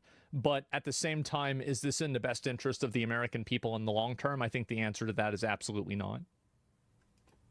All good news. Not the bill itself, but the system in which bills like this become passed. To say that the CBO has been no help here. Because the CBO says that there's going to be $3.3 trillion more in deficits over the next 10 years because of this bill. They've got it wrong, and they've got it wrong for exactly the reasons we've been talking about. You brought this up earlier, that the economy is going to grow under this bill, right? It's going to get bigger. That's going to spend off more tax revenue and make our country wealthier. Well, just real quick to that point, the CBO on the original tax cut bill said it would cut, that would add, cut 1.5 trillion, and instead it added 1.5 trillion. It would add 1.5 trillion. This is the problem, is like the media, this is, I don't think people understand how bad this problem is, that you just have such blatant and such just flat out false information. People just say shit that isn't even true. I know, that's the problem. Yeah, that was it. Deficit, it cut 1.5 trillion out. So in other words, they were a million times wrong, you know, $3 trillion off. So it's really awful with the CBO. Of course, they don't add tariff. My uncle depends on EBT and SNAP for food. They're going to cut his benefits because of this and take away some of his Social Security benefits. I don't even know if that's true, because I have one group of people saying we're not cutting Social Security, the other group saying that they are. I don't know what's true, what's not. It's crazy to me that this is even a conversation. It is. It's nuts. Nobody's Social Security is getting touched. Yeah, and I heard that I've even heard that they're making it to where you don't even have to pay taxes on Social Security anymore. So it's just like a whole lot of other things. Like, what's real? I don't even know. True. But a lot of these folks in D.C., you know, really seem beholden to it, and it's easy to game. So that always boggles my mind. I feel like it's more for public consumption than it is for actually being in a realistic world. Yeah, you know, Emily, presidents want that deliverable. They want that initial vision. The president got it already this morning. He's talked all in deep about the numbers, the 2,700 gang members that have been picked up in short order by his administration, illegal gang members, suspected gang members who were here as illegal aliens. So he's having a deliverable there. This conceivably could lead us to another one.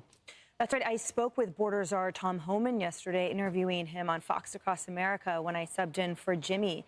And he shared that the colossal just impact that we inherited from the Biden administration in the way of illegal immigration, he said, will take a decade to actually clean up and address. And I think that she's right about that. And I think that all of the illegal immigrants and everything in the country, I think that they are, I think it's a problem that by the nature of what it is very hard to define how big it is. Yeah, it's only knocking off any illegals who don't have any Social Security numbers or legal papers. Well, this is what my opinion is. If somebody is in the country illegally, as far as I know, I don't know how the fuck they're getting benefits in the first place. But if they are getting benefits in any way, shape, or form, then I think they should be completely cut. Like literally down to zero. Instantaneously, and deported also instantaneously. That's it. Talked about the brave and efficacious work of ICE agents. Because they aren't. I don't think that they are either in a lot of cases. But like I'm saying, if they aren't, then I think that we're in agreement, right? Like I think everybody can agree that like illegal immigrants shouldn't be getting our tax money. So like if we're in agreement, it shouldn't matter whether they are or not. The end result is that you should be on the same page thinking wise, right? HS right now, but the reality is that we have to go internally and clean house. And so what this OB3 does in the way of resources for that and allocation is really paramount, because I think right now we've successfully obviously stopped the floodgates at the border. But the reality is that on the interior front, there's a lot that we don't know. And what we do know is that we need resources for that. And I also spoke with Congressman Rick Crawford from Arkansas, and he talked about the agricultural communities. He said those are the heart and soul of rural America. And when we talk about these tax cuts, and I speak with everyone, what is the best for your constituents? What do your people need? It's all the same. That's the entire point, that the massive impact it would have had if this didn't pass or doesn't pass the House. Right. Illegal immigrants get Medicaid through state funds, since not federal, since that's illegal. I think any state that's funding any illegal immigrants with Medicaid should be immediately defunded by the federal government. Period. If you are reallocating people's tax money to illegal aliens, I think that the federal government should pull every lever possible to completely disable your entire functionality. So California should be defunded. If it was up to me, I would do that. You're fighting ghosts. Nobody's doing that. Good. Okay, well, then I guess I won't have to do it. Yeah, simple. I feel like if I'm fighting ghosts and nobody's actually doing this, then why would it be a problem if I'm saying that this is what should happen? It's pretty simple, right? If it's not happening, then why aren't we in agreement? It will be catastrophic and devastating. Child tax credit, families, over 68%, small businesses, millions of them. So every single person affected. And the senators Mullen and Tuberville from Alabama and Oklahoma echoed the same. So it may not be perfect, but the reality is it would be devastating if it didn't pass. You know, just talking about it plainly, as we often do here, Emily, on the couch, if you can imagine struggling under the high inflation of at 9.1% under Joe Biden in the last 4 years. I think this is one of the components that a lot of people don't realize is that ever since, from 2018 to now, I feel like the prices on nearly everything have gone up by 50%. Easy. And inflation is like a soft tax that you don't really see, but it's all around you. And doubled or tripled in a lot of cases, right? Because of Trump. I'm not going to say it's because of anybody. It doesn't really matter who it's because of. I'm just saying this is what's happening. Is that problem is actually a lot more direct in people's minds. So like it's quadruple in some cases. Yeah. Like people are paying these insane amounts of money just to have the exact same thing that they had less than 10 years ago now. And I think that these massive price increases are one of the biggest pain points that average Americans have. And I think this is probably happening all across the world. Like if those of you guys that are like in Europe or somewhere else, is this something that you've also experienced in like your country too? If you can imagine price setting going to higher rates and never coming back down. I mean, the inflation has come down precipitously, as President Trump had promised. It's everywhere, yeah. But the government doesn't set the prices. We're a capitalistic nation. So, you know, those prices are still high. So to take away people's ability to pay for those prices that they've had to be buckled under and struggled under for 4 years with less money to pay for them if this doesn't pass the House, that's inconceivable. That would be punishment on punishment. My dad he's almost 80. And COVID almost totally destroyed our small family farm and agricultural community, and it was made all the work. COVID killed a lot of small businesses. Like it did. Like I know here in Austin, there's many local small businesses, and a number of them were damaged by COVID. First, because it was in a blue area in Oregon, and the reality is now does everything himself for all of that reason. The cost cutting that we have to endure because of the suffocation from federal regulations and the states piling in. You are right. You cannot afford it. We cannot afford to continue that. All right, we're covering I think what it. they need to do is they need to create incentives for these companies to make less profit and stop trying to exclusively maximize shareholder value in everything by completely extracting as much money out of citizens as possible. The fact is that I don't agree with price fixing. I don't think that's really true. But a lot of these corporations and companies enjoy a tremendous amount of benefits and opportunities and different privileges. And I think the government should use those privileges as a carrot and as a stick in order to make sure that these businesses are operating in a way that's in the best interest of the public. Because I think if a business is not operating in the best interest of the public, why does it exist? It doesn't make sense to me. So now the bill, the big, beautiful bill, goes to the U.S. House. Oh, boy. Hey, everyone. Oh, boy. Mr. President. Yeah, and this is J.D. Vance. All right, to this Fox News alert, Vice President J.D. Vance has arrived on Capitol Hill as the Senate continues its vote-a-rama on Trump's big, beautiful bill, which has now passed 20 hours. A lot of amendments out there. Senior national correspondent Aisha Hasni joins us live from Capitol Hill. Aisha. Hey there, good morning to you. So this has now become probably the longest vote-a-rama in recent history. We're entering about 21 hours now of nonstop voting on amendments, and things are not looking good at this hour. Senate Majority Leader John Thune does not currently have the votes to pass President Trump's big, beautiful bill, although the White House has now sent in some reinforcements. They sent them in, boys. They sent them in. They sent in Vice sent the President boys J.D. in. Vance, who just arrived here on Capitol Hill about 30 minutes ago or so, 15 minutes ago. And he's here not so much as a tie-breaking vote, you guys. Probably more likely he's here to try to negotiate, use his relationships Well, he was with the tie-breaking vote. to try to bring them across the finish line. I am told right now they are working and focused on Alaska Senator Lisa Murkowski. Send in the couch fucker. She did vote yes to open the debate yesterday for this bill, but currently she is not in the yes column, and that's because overnight an amendment to give Alaska a break on those Medicaid cuts that failed to pass. So this was something the parliamentarian decided did not meet the reconciliation rules to pass Did the bill at a pass? 51 It did. vote threshold. So Ultimately, it did pass. They passed it, and it has to go to the House of Representatives.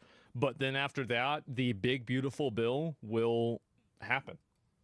Are talking with Lisa Murkowski now to figure out perhaps how to reword the language here, maybe try it again with the parliamentarian, or maybe get her to forego this and go ahead and vote for this bill. The other person we're watching is Susan Collins. Yeah, I get it. Also not in the yes column How many yet. steps She's are there? continuously said that she's had concerns about the Medicaid reforms in this package. And then you have two hard no's, of course, Rand Paul and Tom Tillis. Those are not changing. However, we have heard in the overnight hours that there were some efforts to try to flip Rand Paul by reducing the debt ceiling increase. That was something that he was pretty unhappy about, the debt ceiling being attached to this big, beautiful bill. At the same time, Republicans and Democrats... I don't know why they get so focused on the debt ceiling when what the real problem is the debt trajectory.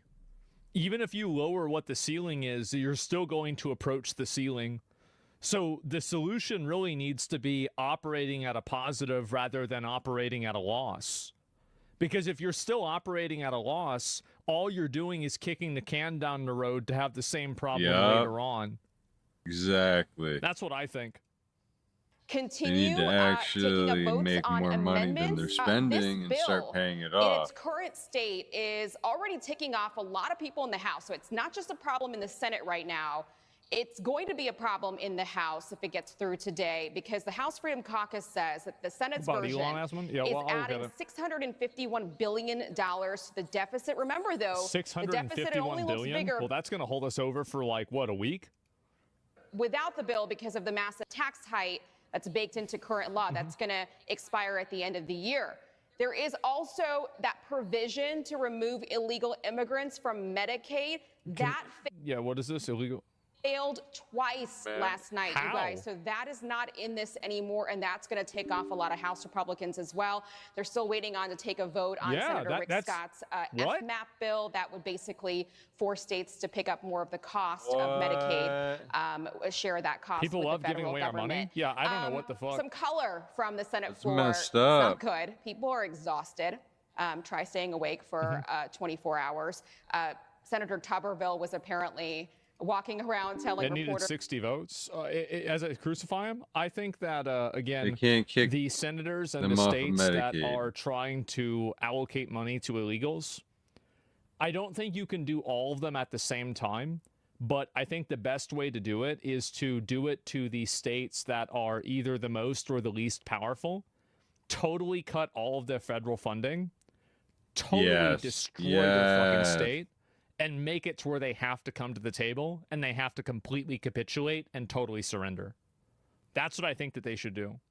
And Trump has the opportunity to do that right now, and I think he also has the political capital to do it. If he did that, I would be so happy. I would be tremendously happy. And if they complain about it or they say we're not going to do that, well, then just say it's an insurrection and arrest them. Rein them in, put citizens' lives at stake? Yeah, that's correct. That's correct. And it would put a lot of people's lives at stake. But I think that the risks there and the people who's putting their lives at stake really are the state government who refuse to use state funds for the people who are paying taxes. So really, is it the federal government's problem, and is it the federal government's responsibility to do that? Dumbest idea? It's not. Everybody says it's a dumb idea, but nobody says why. Because it might have collateral damage? Well, we have collateral damage right now. How does that make any sense? So, oh, well, you have to worry about this because it might negatively affect people. Well, people are being negatively affected right now. Illegal immigrants pay taxes? Who cares? They shouldn't be getting benefits. Yeah, why are they getting benefits? This should be considered fraud? Yeah. Where's your humanity, man? My humanity rests with the people inside of the country that are paying taxes and then having their money reallocated away from them. That's where my humanity is. I don't give a fuck about the illegals. They shouldn't even be here. They should be lucky they're even here in the first place. That he was brain dead. Senator Grassley, Chuck Grassley, was at one point, I was told, sitting on the floor, the same place where you see Senate pages taxpayers sitting. First, exactly. It's cold in there, and the reason it's cold is to try to keep. And then neither should anyone who pays taxes. Hypocrite. No, that's just. What's your logic here? So can you explain this just real quick so I can listen to this? You just said they pay taxes, but also benefits should go to the taxpayer. Yeah, exactly, because they're citizens and the illegal immigrants aren't. The government should be operating in the best interest of its citizens rather than people that are illegally here and shouldn't be here and committed and broke the law in order to be here. Do you have a problem with that? Nobody's asking them to pay taxes or asking them to go home? Yeah, true. The primary problem of cutting out funding is the sheer number and variety of agreements involved between states and feds. Good. Then they should take that into consideration when they want to sacrifice everything in order to keep illegals on Medicaid. If it's that detrimental and that bad, then maybe they should just listen to the government and do what they say. See, from my perspective, I don't really care about creating negative outcomes or creating like collateral damage, because I think that being afraid of that is how you let people control you into doing things that are against your best interest. So you should never be afraid of creating collateral damage or having a negative effect on other people, because a lot of people try to use that advocacy in order to make you afraid of making things better. And also, they're the ones that are really doing it. Keeping illegals on Medicaid is a cheaper option because people getting sick randomly here, and then that creates even more problems for the state. That's the argument, most likely. Keeping illegals on Medicaid is not cheaper than deporting them. I can guarantee you. People awake, people are uncomfortable.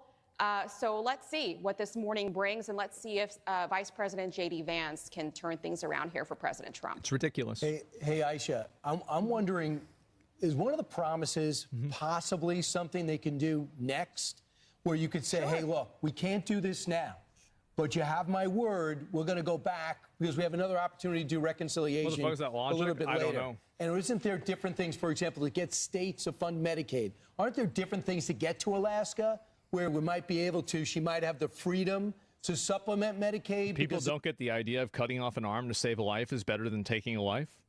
Yeah, this is what I said before, is that because a lot of people are so afraid of making a decision on metaphorical trolley problems in life, we have a lot of instances where both groups of people end up being damaged. And so when you don't have good leadership that has foresight and a degree of like principle behind it, you end up having these like piecemeal decisions being made that are reactionary and not really fully thought out. And that's really what the problem is. That's why this happens.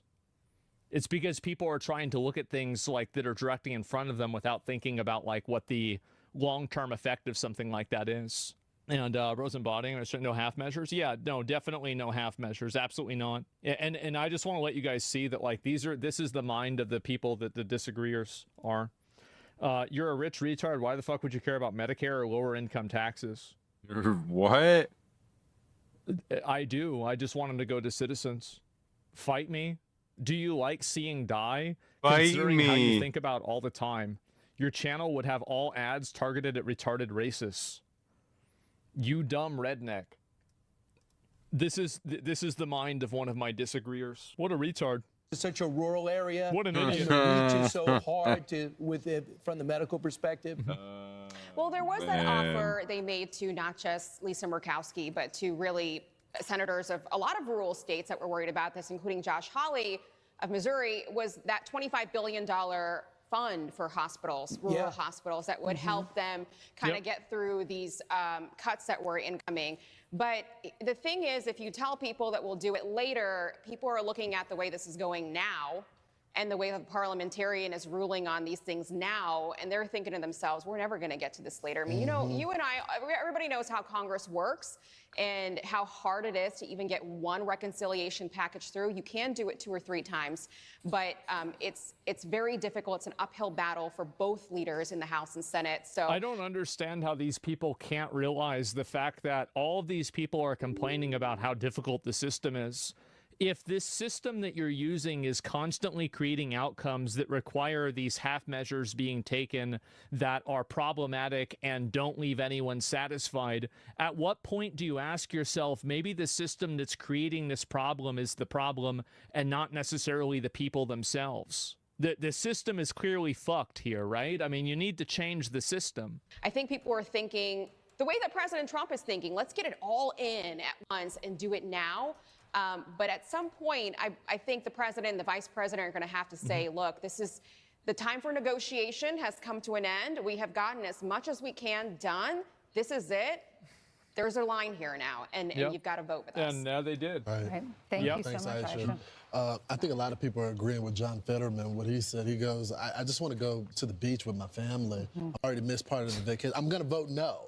And I think it's the process. It's like something has to change in the process. We know this side is going to vote yes, this side is going to vote no. Let's stop doing these last-minute posturing things. Well, Senator Fetterman might give, I always thought he might be for this bill. So if he really wants to go to the beach, vote for the bill. Yes. Go do it right now. Go right to the beach. They'll have to provide a shuttle bus for you. That's true. Yeah. The shuttle bus for you. Gosh, it is. I don't know how these senators do it. Who would ever want to be a lawmaker when you have to be there 24/7 constantly and you can't ever get along and can't get anything done? But like Murkowski, she's worried about pleasing her constituents and she represents them, so she doesn't want. She wants them to have the. I'm sorry, I just don't get Murkowski. Problem. I mean, Susan Collins is one thing. She's in Maine. That's a difficult place to represent. Got a lot of bipartisanship there.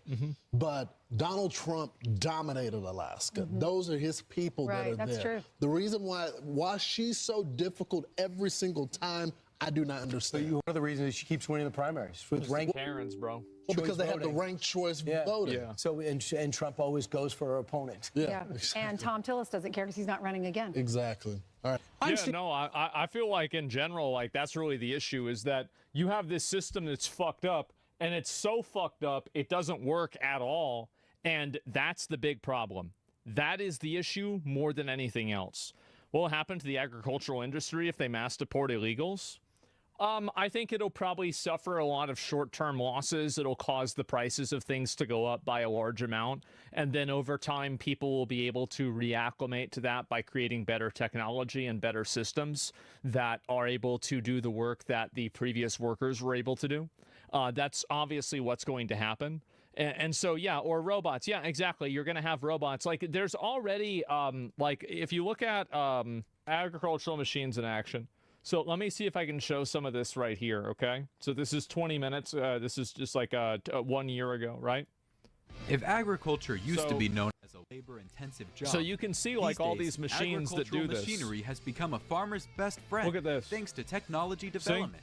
Let's join WowTech to explore the exciting innovations in agriculture around the world.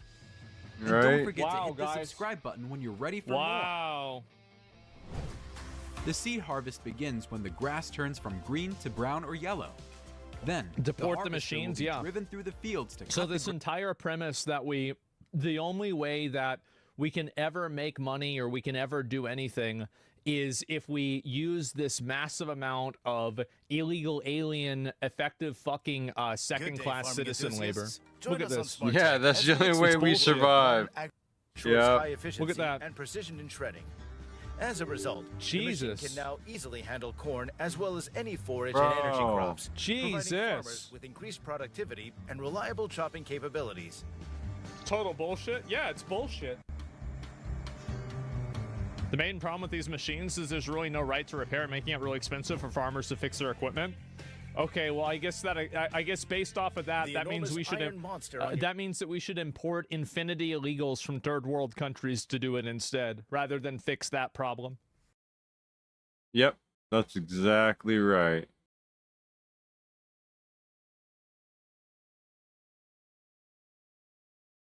Makes no sense.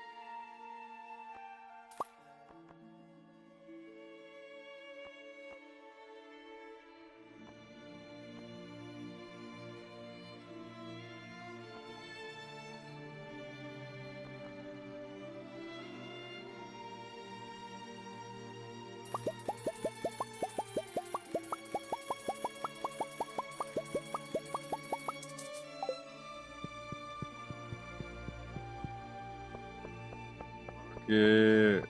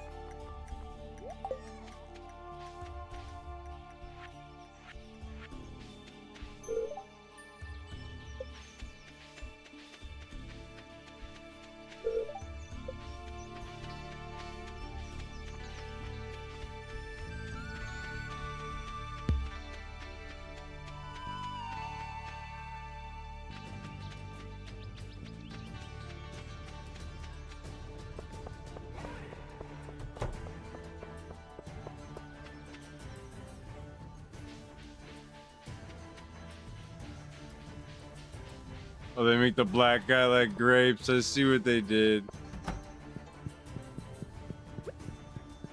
Act like I wouldn't notice.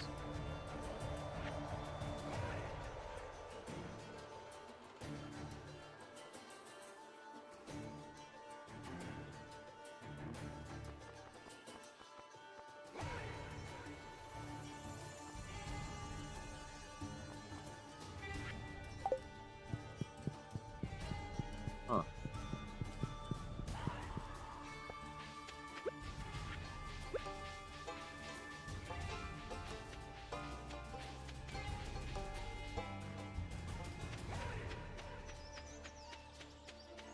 So run through the mines.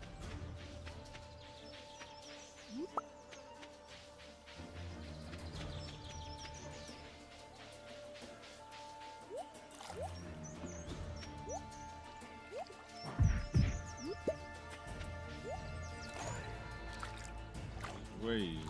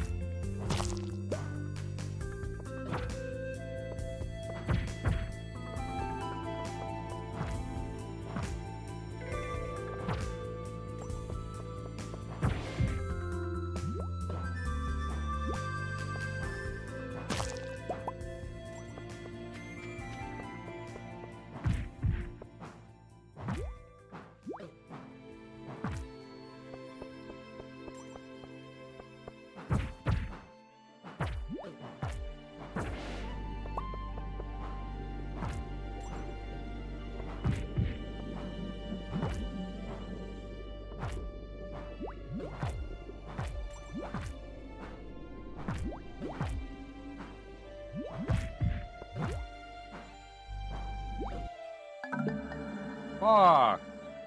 No.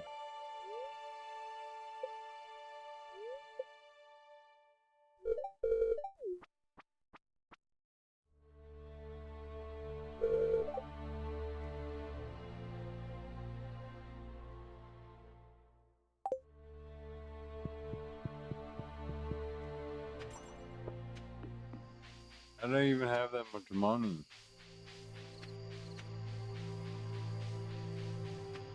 Doesn't matter.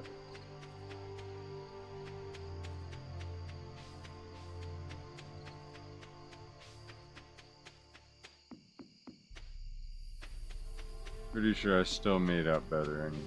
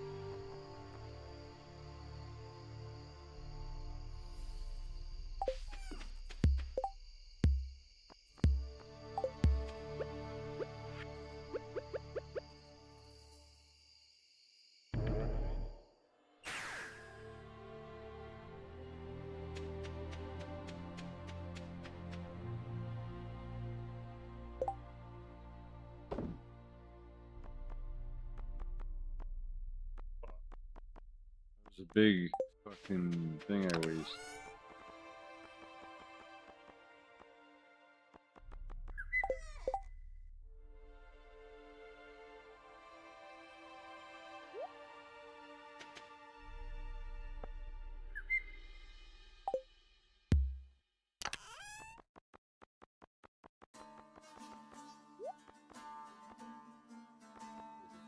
Doesn't.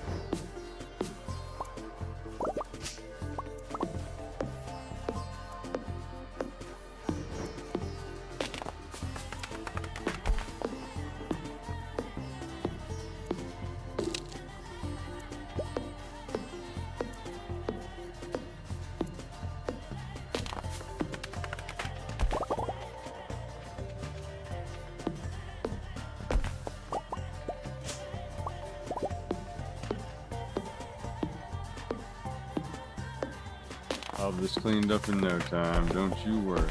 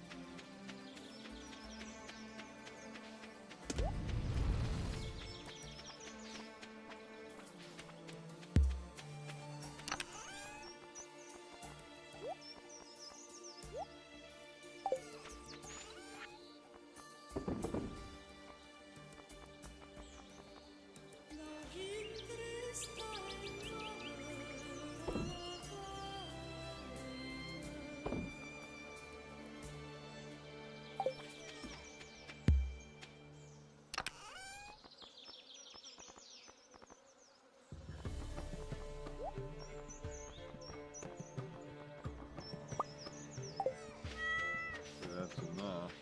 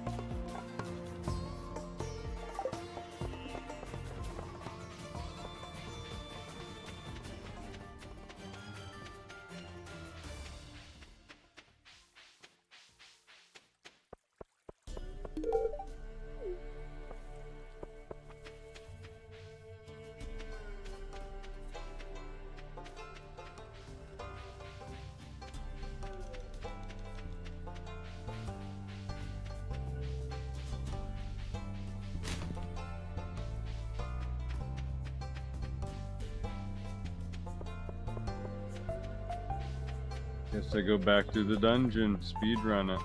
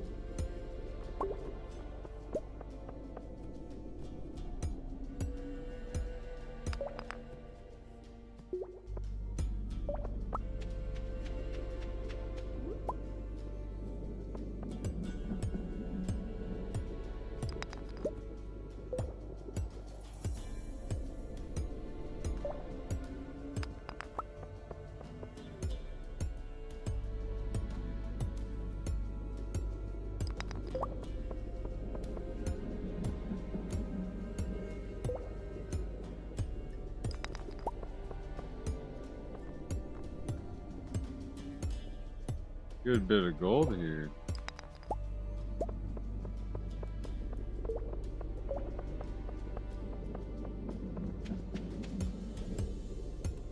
Grab this so I can speed run the rest.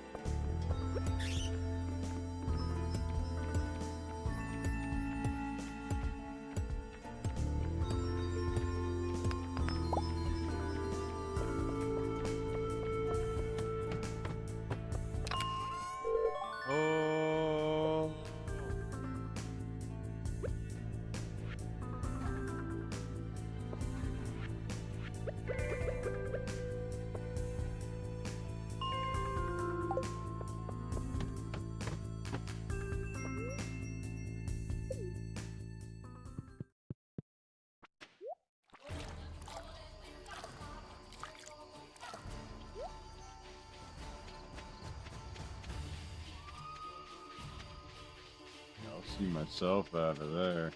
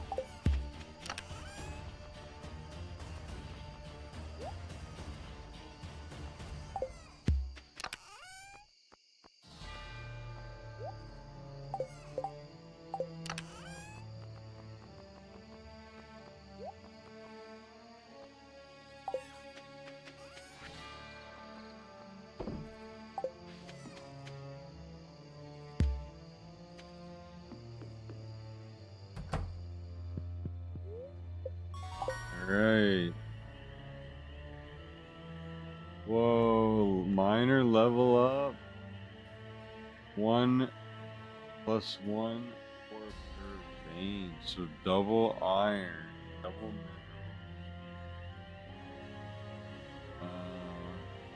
Better chance for gems to appear. Oh no, that's not what I wanted.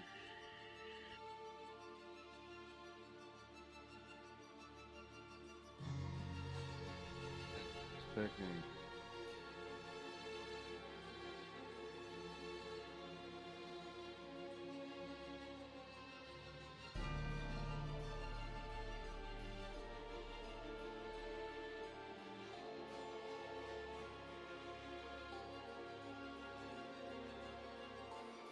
That bag.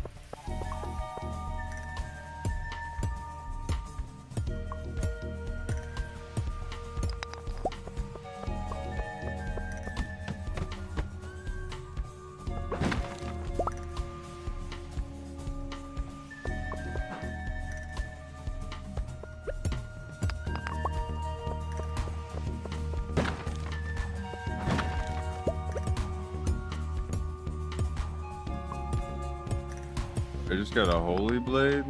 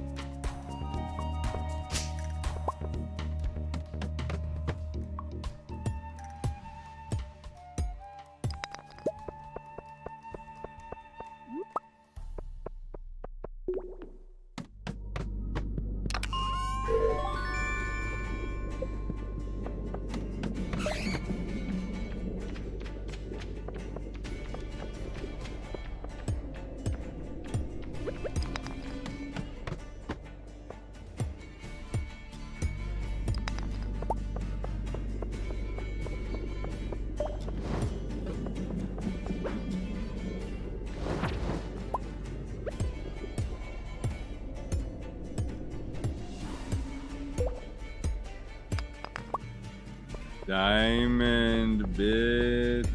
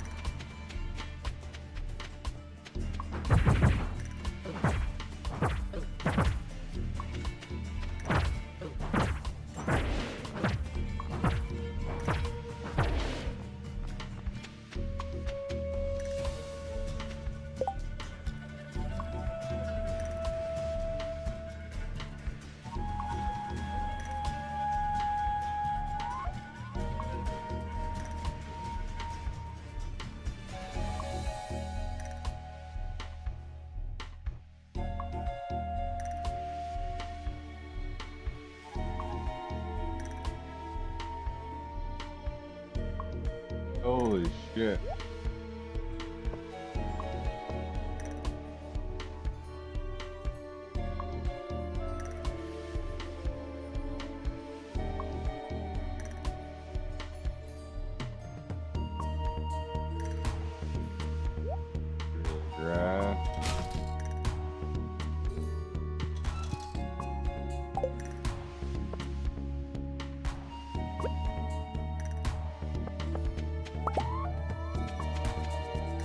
Destin.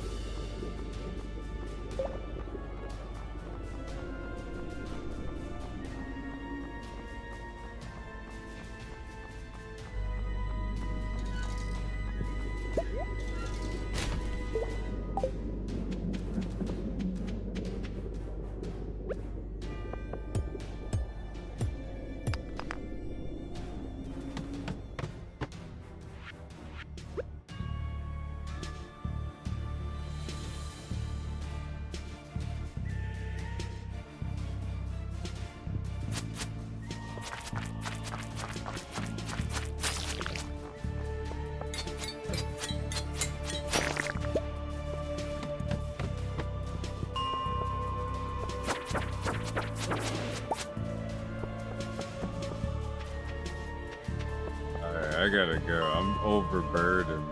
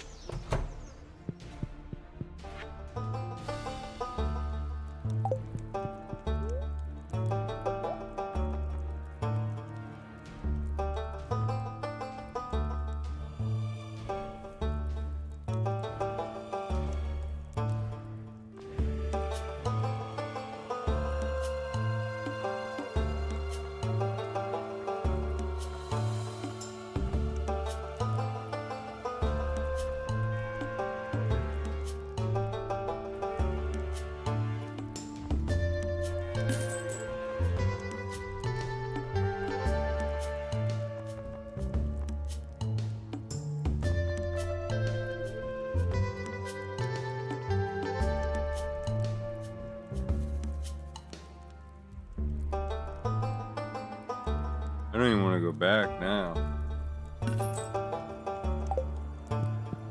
Just bank up.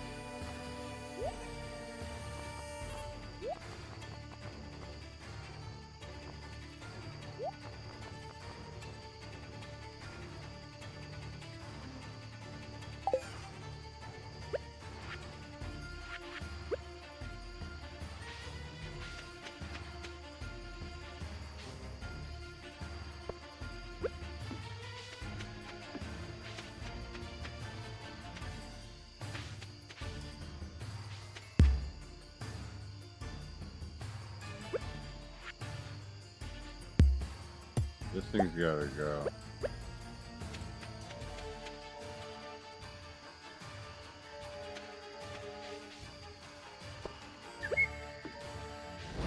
Way over.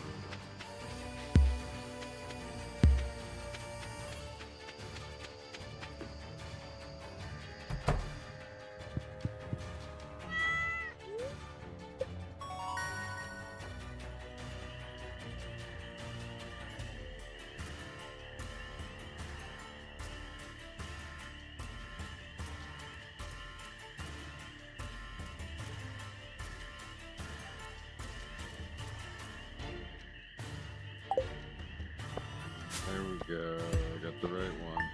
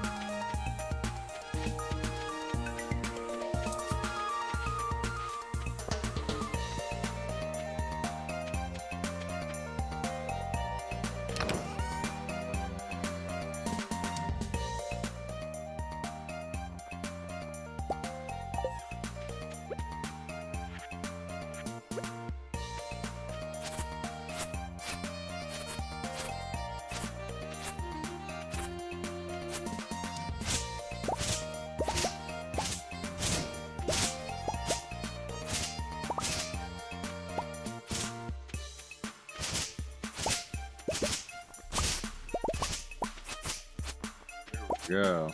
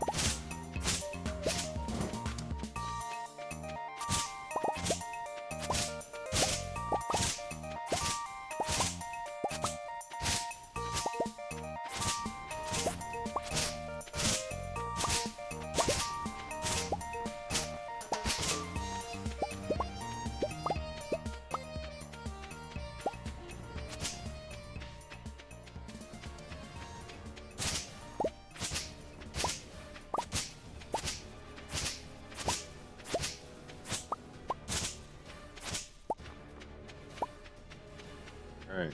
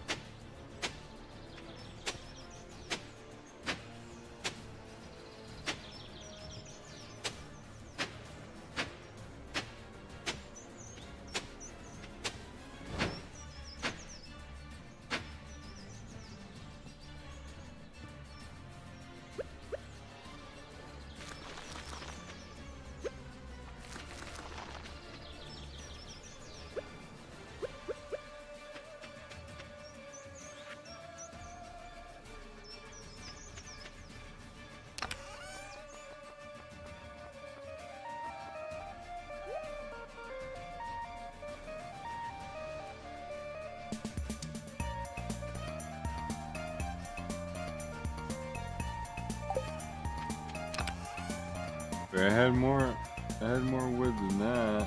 What did I do with it? Yeah, I lost it.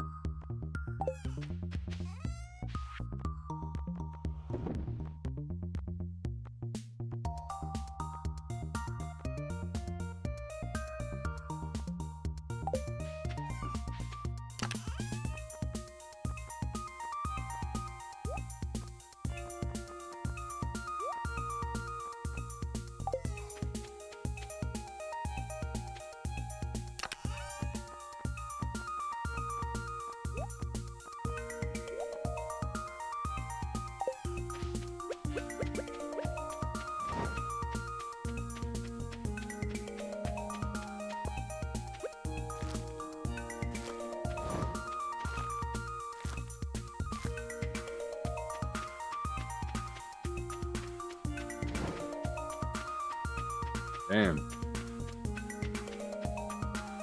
Some of these trees. See that later.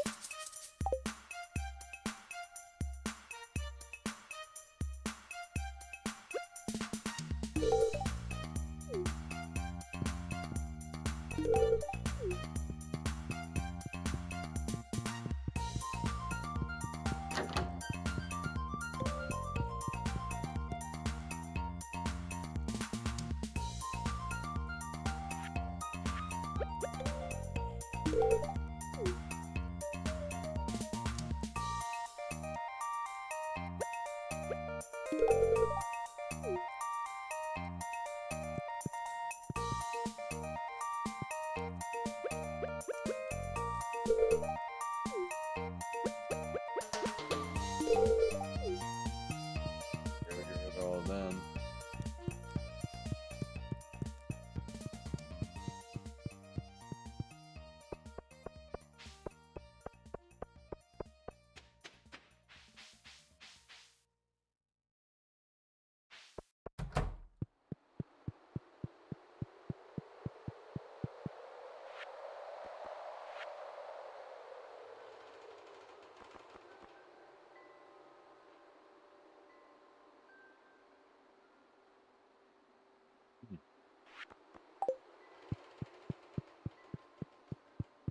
Oh.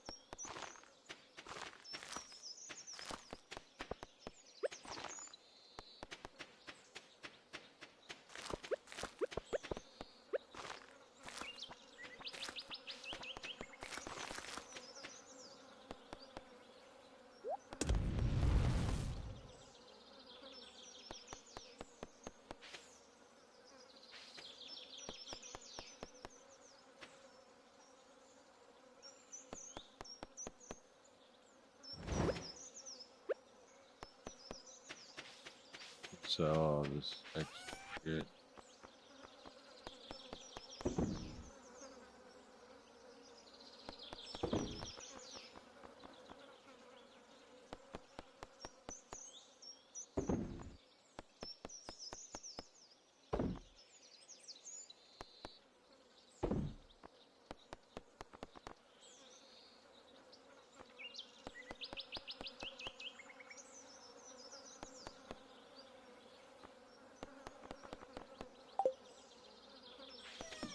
pretty good to get rid of.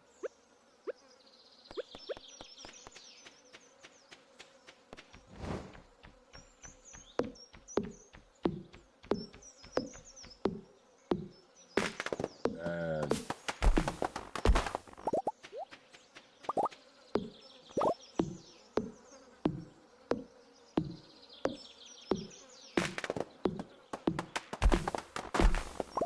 What I did with the last stack of wood I had, but I don't think I used it what I needed.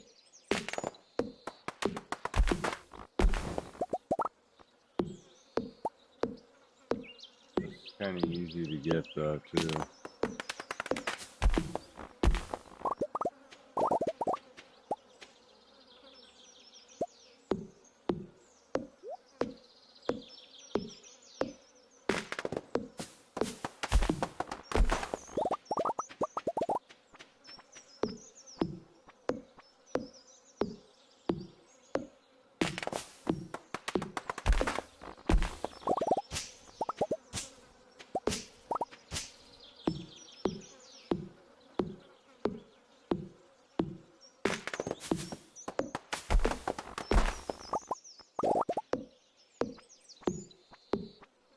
Here we go.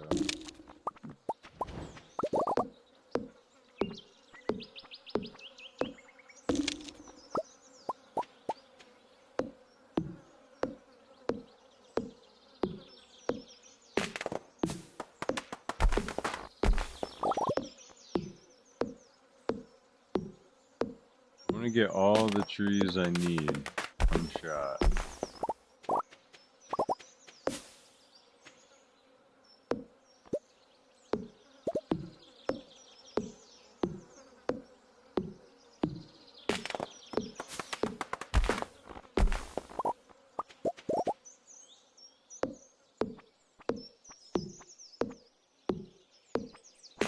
Tomorrow I'll have the stack I need, hopefully.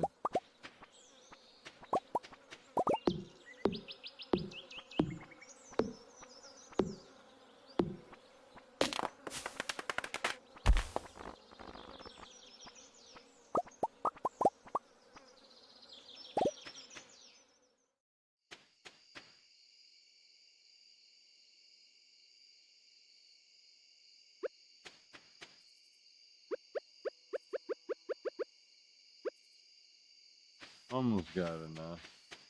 Well, not really, but a few.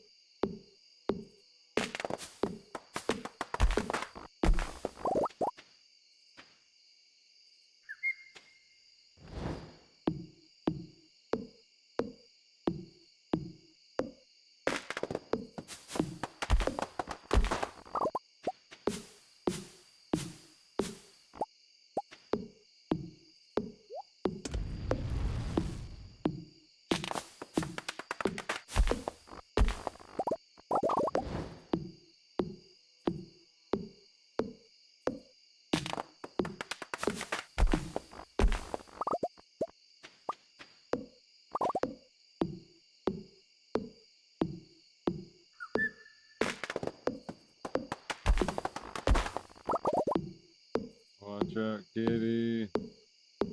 Timber.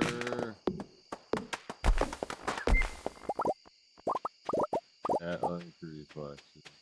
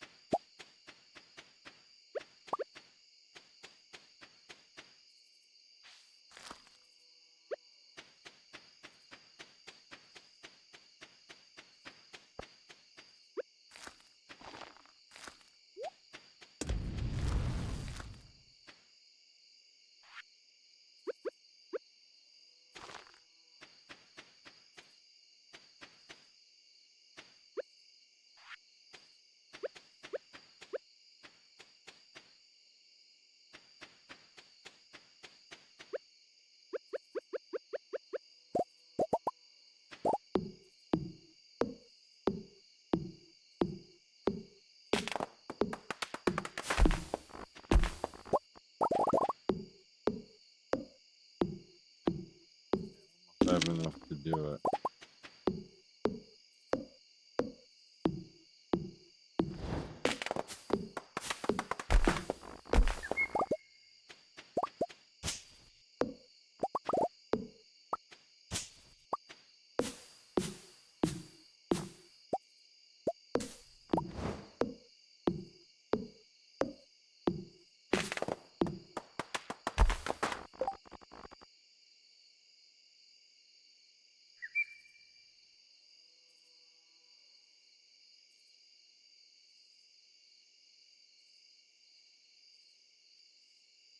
Do you think Tony Stark would be Tony Stark if he wasn't a billionaire? Tony Stark was able to build this in a cave with a box of scrap. Listen, it got to be, man, listen, Marvel, who the fuck is there writing this bullshit, bro?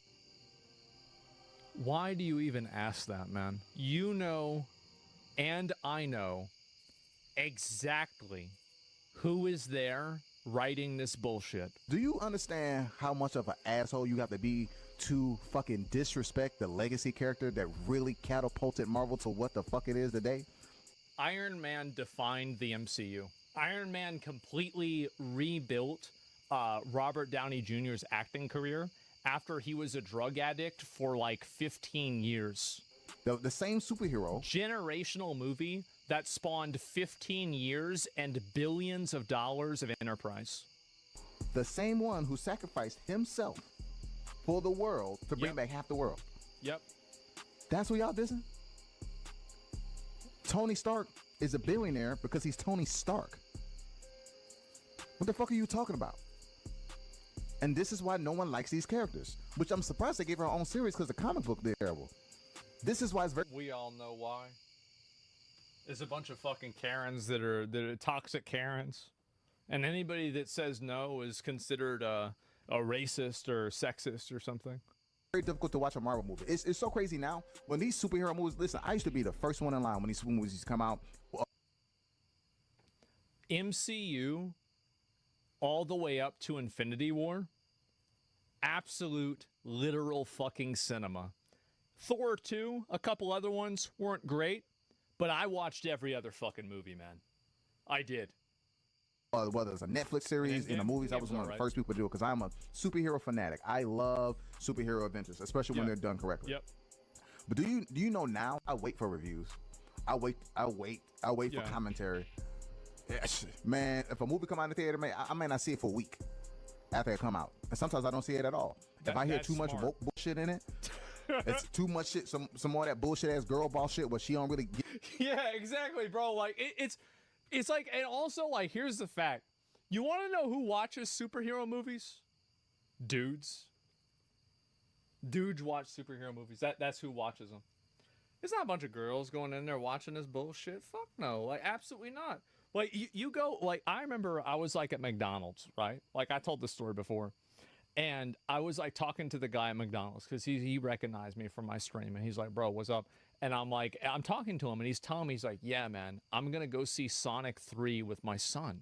And I'm like, oh, yeah, that's going to be exciting with Shadow, you know, being played with Keanu Reeves. And he's like, yeah, bro, I'm so fucking excited that I get to watch this with my son now because I grew up playing the games. I said, me too, man. That's awesome. You know, and so the fact is that all of these movies are millennial and like maybe younger Gen X guys that grew up with this content, and now they have children. And so now not only are the kids into it, but the dad wants to take them to see the movie too. It's all about boys and guys. That's it. That's who's watching Like, do you really think there's a bunch of women like reading the Hulk comics? Get the fuck out of here. What are you, retarded? Fuck no. Dudes in a nerd writing. Yeah, exactly. And you know who else spoke about this? Oh man, who was it? It was the writer of One Piece. Let me see here. Let me see if I can find this.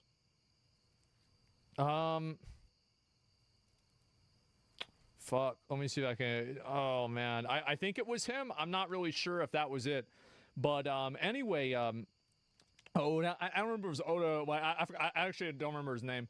But the point is that he would always have women that would write in and complain, and they would say like, "Well, we like it, but it's not the same because like it feels like it caters too much towards boys," and he never listened to them.